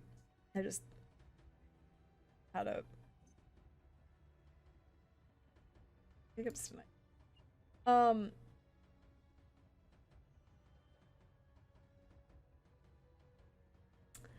This is Basri, and this is Imin. Their father is Taskin. And you can see that as she says this, that you can realize that these are young individuals. And Bandibris, as you kind of, like with that 19, you can kind of see the same kind of marks of youth in them, because again, orcs, as part of this twisting that was caused during the sundering, lost their immortality, but they're still infinitely longer lived than humans, halflings, and or even sometimes longer than dwarves, like 600 to 800 years old. But these are young, and they have that same kind of youthful understanding that you're used to seeing in, like, Yura. Old in age, young in maturity. Tibian, you can see that the individual that's seated to your right is a little fidgety, looks a little bit younger, keeps looking to the person across from them who's to the left of Ramya. The very obvious younger sibling traveling with the older sibling keeps looking for a little bit of clarification and understanding, and that would be Basri, looks to be the younger of the two. And then Imin seems to, like, the minute she starts talking, gives the impression of, like, you're like, this might be like his first command situation, and in that he was, like, given really special orders to take care of this person and doesn't want to, it's both this is an honor, but I can't screw it up because this is my first command situation, and definitely doesn't look in any way what's the word I want?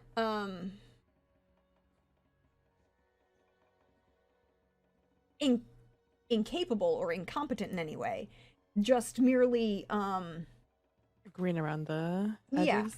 And it's not green in the way of doing the action, but perhaps in being the one in charge. Right? Mm-hmm.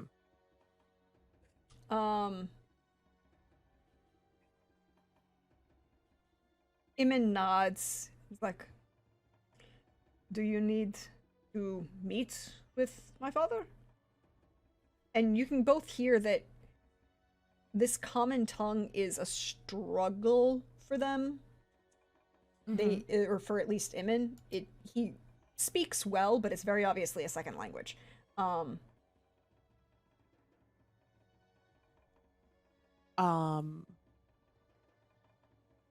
mean, if it is easier, given the location we are in, I'd be happy to go speak to them in person, if possible.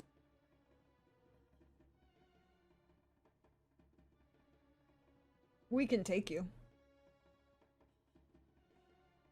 Okay. Right now? And Ramia will be like, okay, we're doing this. Well, it's like, and then she'll turn to Bostry. It's like, well, you're going to help me pack. We're going. I'll leave a note.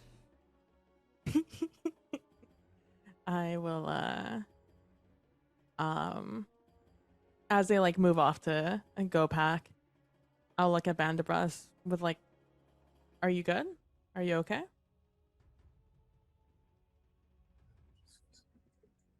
Meeting tasking would be good, but this place is wrong. Oh, that's one In way of some putting terrible fashion. Like,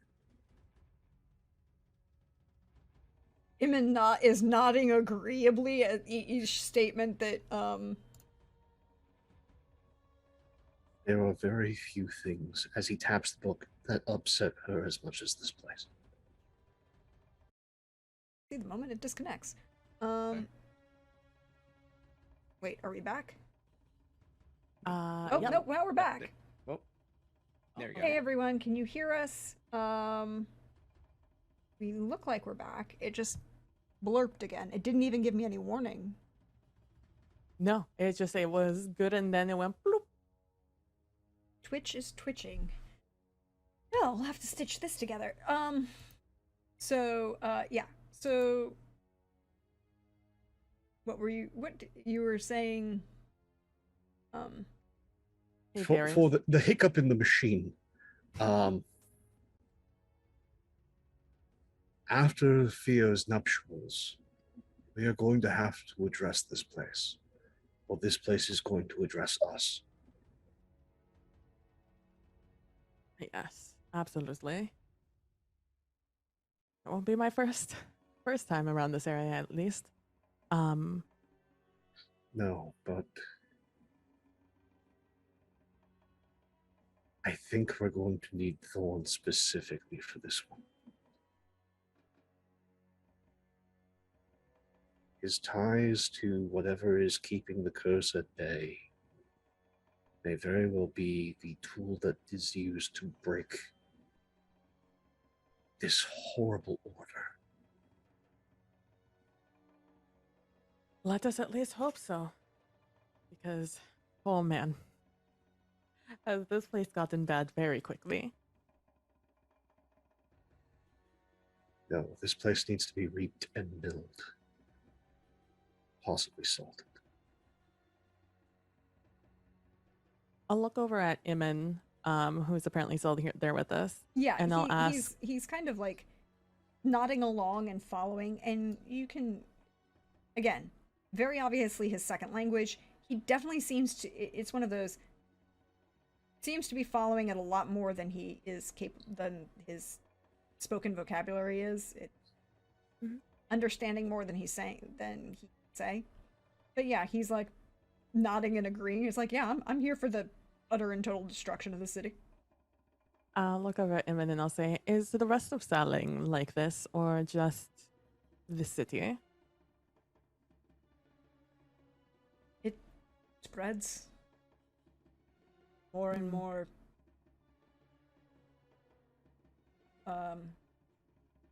rejuvenation, infrastructure made better.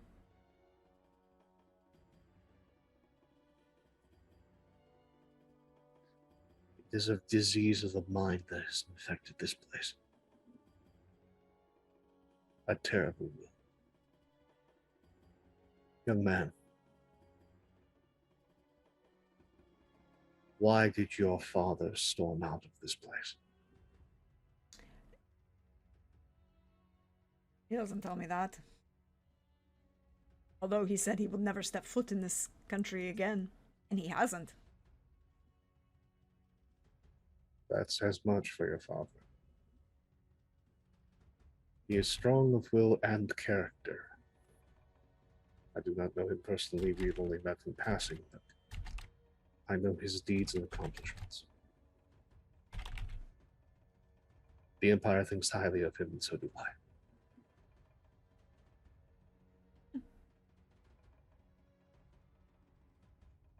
Putting now Imin and Basri are in the Doc.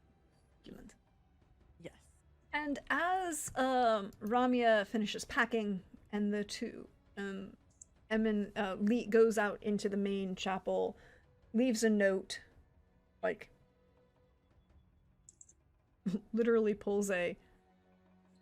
almost pulls a Martin Luther, pulls the door open, pushes, takes an, sticks the note on the door of the chapel, closes it, to the shrine, goes with you, closes the door to her rooms, and you notice that the books have all been, a number of the books have been pulled off. Her bag is packed. It's the same travel bag you've always known her to use to be in. It's just like one of those, she pulled it out of a hope chest at the edge of her bed. She's like, all right, let us go. And Basri will lead, and then Imin will close the door behind you as the three, do you proceed? Yeah. I'd like to cash in one of those last two questions. Yes, we can. Is this place cursed?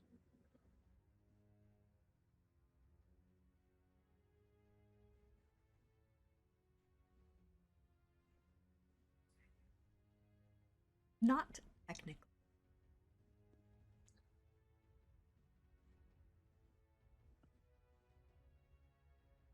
Not technically or not yet?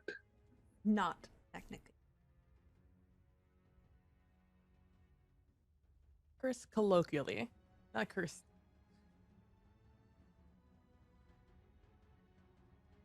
You could roll a religion to get more information. Why not? I've got luck today. Yes. You do. Okay. Not technically cursed, but just cursed energy. That's just 23. It's not cursed. But you know how sometimes too much of a medicine can be bad? Yeah. This city is very, very blessed. Since I have that religion check and one last question. Mhm.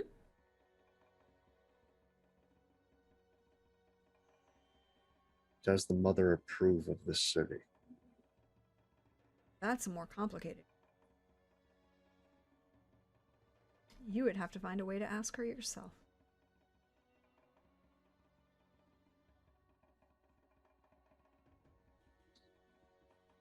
I think I'm going to have to wait until I'm reunited with a friend. That's a question for Javi.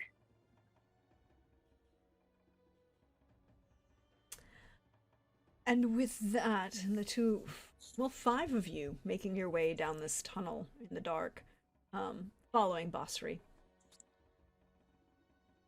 out of Kozuchi. That's where we're going to end for tonight. Thank you everyone for sticking around even through our tech difficulties. we will be putting this all up as a VOD, and I will stitch it together, so hopefully it'll all be one piece and work correctly. But it'll all go up on YouTube as a VOD in one piece. So thank you for being here.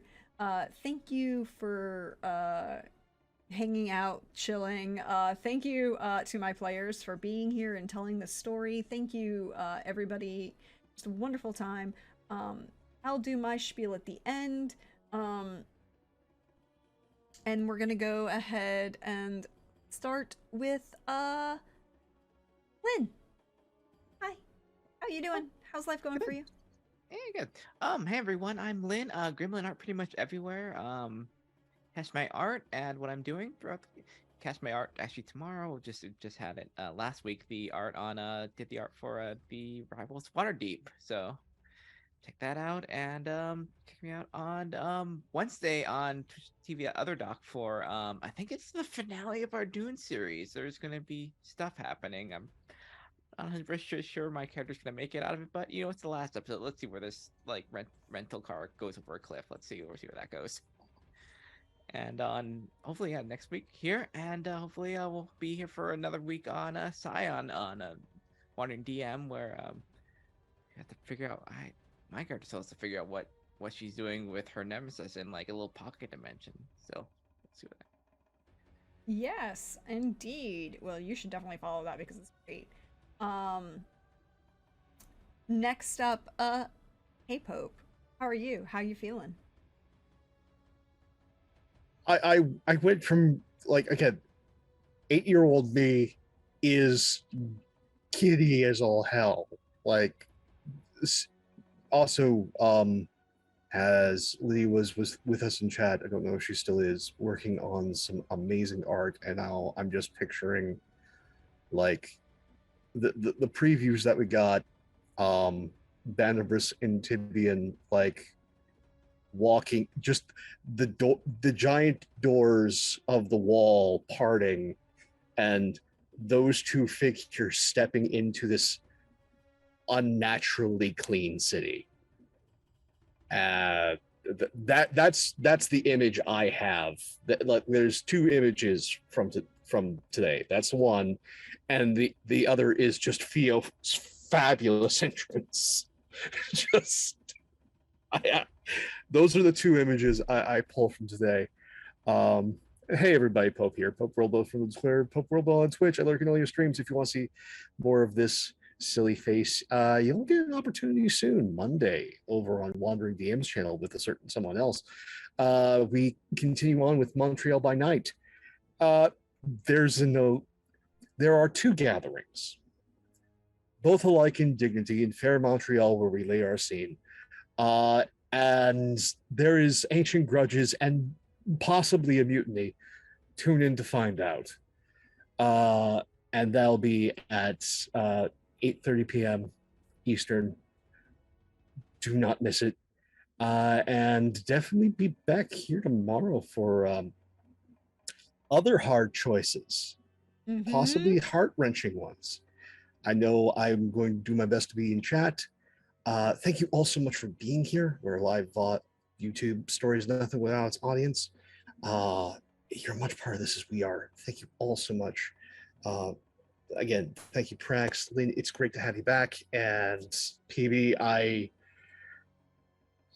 am so giddy with this adventure that the two of us are on right now. I just So take care of yourselves and one another. See you soon. That's a perfect transition over to PB. Hey PB, how we doing? How's life going for you? Hi. Things are going great for me. We are still over on my Twitch channel, PB Plays Inside. We are still preparing for the big expansion dropping for Destiny 2, which is my main game over on my Twitch channel, coming at the end of the month, quite literally on the 28th. And preparing for the long marathon of playing that expansion with my friends. The day it comes out, the second it comes out, really, we will be there, we will be on and ready to play it until we finish that campaign. And then from there, just preparing for day one rain in the following week. So if any of that is of interest to you, make sure to drop by. Again, twitch.tv/ppplaysInside. Otherwise, you can find me on other social media platforms such as Hive and twitch.tv, twitch.tv, twitter.com, and technically some other places, but like, you know how it goes. But all of those are at PB Plays Inside if you're interested in following me elsewhere. And I am so delighted by this. I love just the dreaded question of, so are we splitting the party? And just being like, my immediate instinct being like, that feels like a bad idea. But like, how else are we gonna do this in a timely manner? But like, it's, man, suddenly we've just gone from like going from like place to place to place together and spending like a good amount of time in each place. Suddenly we're expanding this amazing world that Praxis created. And just, it's finally getting to see all these things that Praxis set up around the world that I've been dying to know about since she talked about it. Not only on her streams over on her Twitch and YouTube channel, youtube.com/Prax, the algorithm is for you, where she has the entire series of her VODs building this world and all these NPCs. And from just like the private conversations before and after a stream of just this amazing world she has created. So I am delighted to finally see more of it and see these places that all these people came from. And the way we're all interacting with them is very exciting. And I'm very excited to see what else is up Praxis' sleeve as we continue on with the Song of Agapia. Indeed, indeed. We will have more of that coming back next week. But, hi everybody. You know me. I am at Deirdre on Twitter, PraxisGorthesmia for you. See me around here on Twitch, your friendly neighborhood Prax. Thank you for being here tonight. If you did miss out and you want to see the VOD, or you want to see the VOD all in one piece after apparently Twitch was very twitchy all night, it will be going up on YouTube. The link is in chat, where everything's nice and neat and organized. You look at youtube.com/@PraxisGorthesmia for you. Same thing as right here. And it will be in nice, neat little playlists. Everything is there for your liking. We also that includes the playlist for what will happen tomorrow night, 8 p.m. Eastern, right here, as we continue Season 5, our final season of Witcher Roads Home. There's a siege. There's the Wild Hunt laying siege. There's some tension. There's some choices. There were some lies last week. There were some there were some lies that were believed. And we are going to and then a mail delivery has brought an interesting choice that people might have to make, and well, I can't wait. I can't wait to see what happens. I can't wait. But that'll be tomorrow night. I also occasionally do video game streams or random pop-up Saturdays cooking streams with my mom. Those VODs are also, well, the cooking stream VODs are also up on YouTube. But if you also want to support what we do here and, you know, kind of help us out, I have a Ko-Fi. We are raising money. Well, I'm raising money to try and improve some of the hardware that goes into these streams to kind of do a little bit better, add, you know, some second cameras and stuff like that. All of that kind of goes into building with this. I also have, let's see if it works. Yes, it does. We have a merch store. Some merch tied to Witcher Roads Home, the classics on Twitch, which we've done, where we do table reads of classic plays, which have always been fun and entertaining and lead to some of the most interesting moments, like when we make Jim talk to himself. With a cape. Those are always fun. But you can check those out. There's the merch there. That also goes and helps the stream. You can also, I also write games, and you can follow me along on itch.io and check out the games that I write there. They're mostly narrative games told together.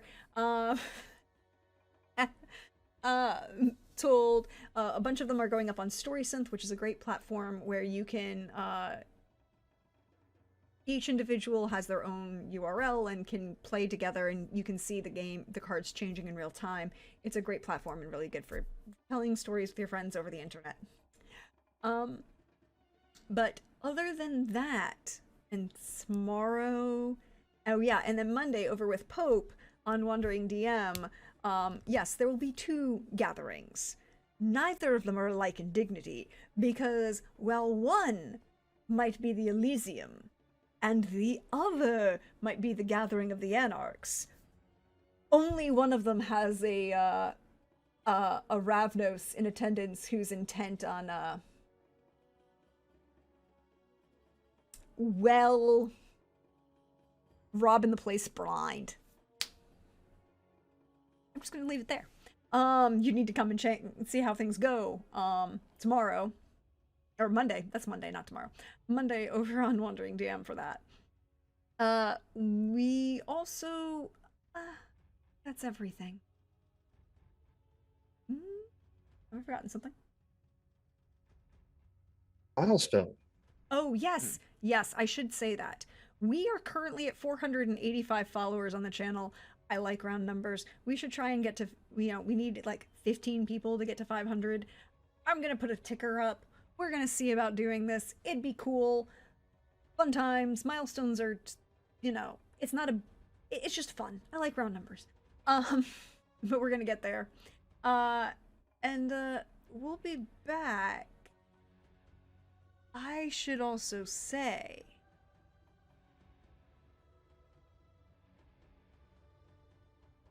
I have had a very cunning plan.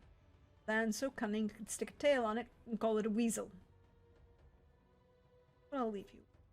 But we should go raid, and I believe Jim is actually up. Jim is streaming. Jim is streaming Age of Mythology. We should go raid Jim and tell Jim we love it when he talks to himself. But have yourselves a wonderful night, everyone. Bye.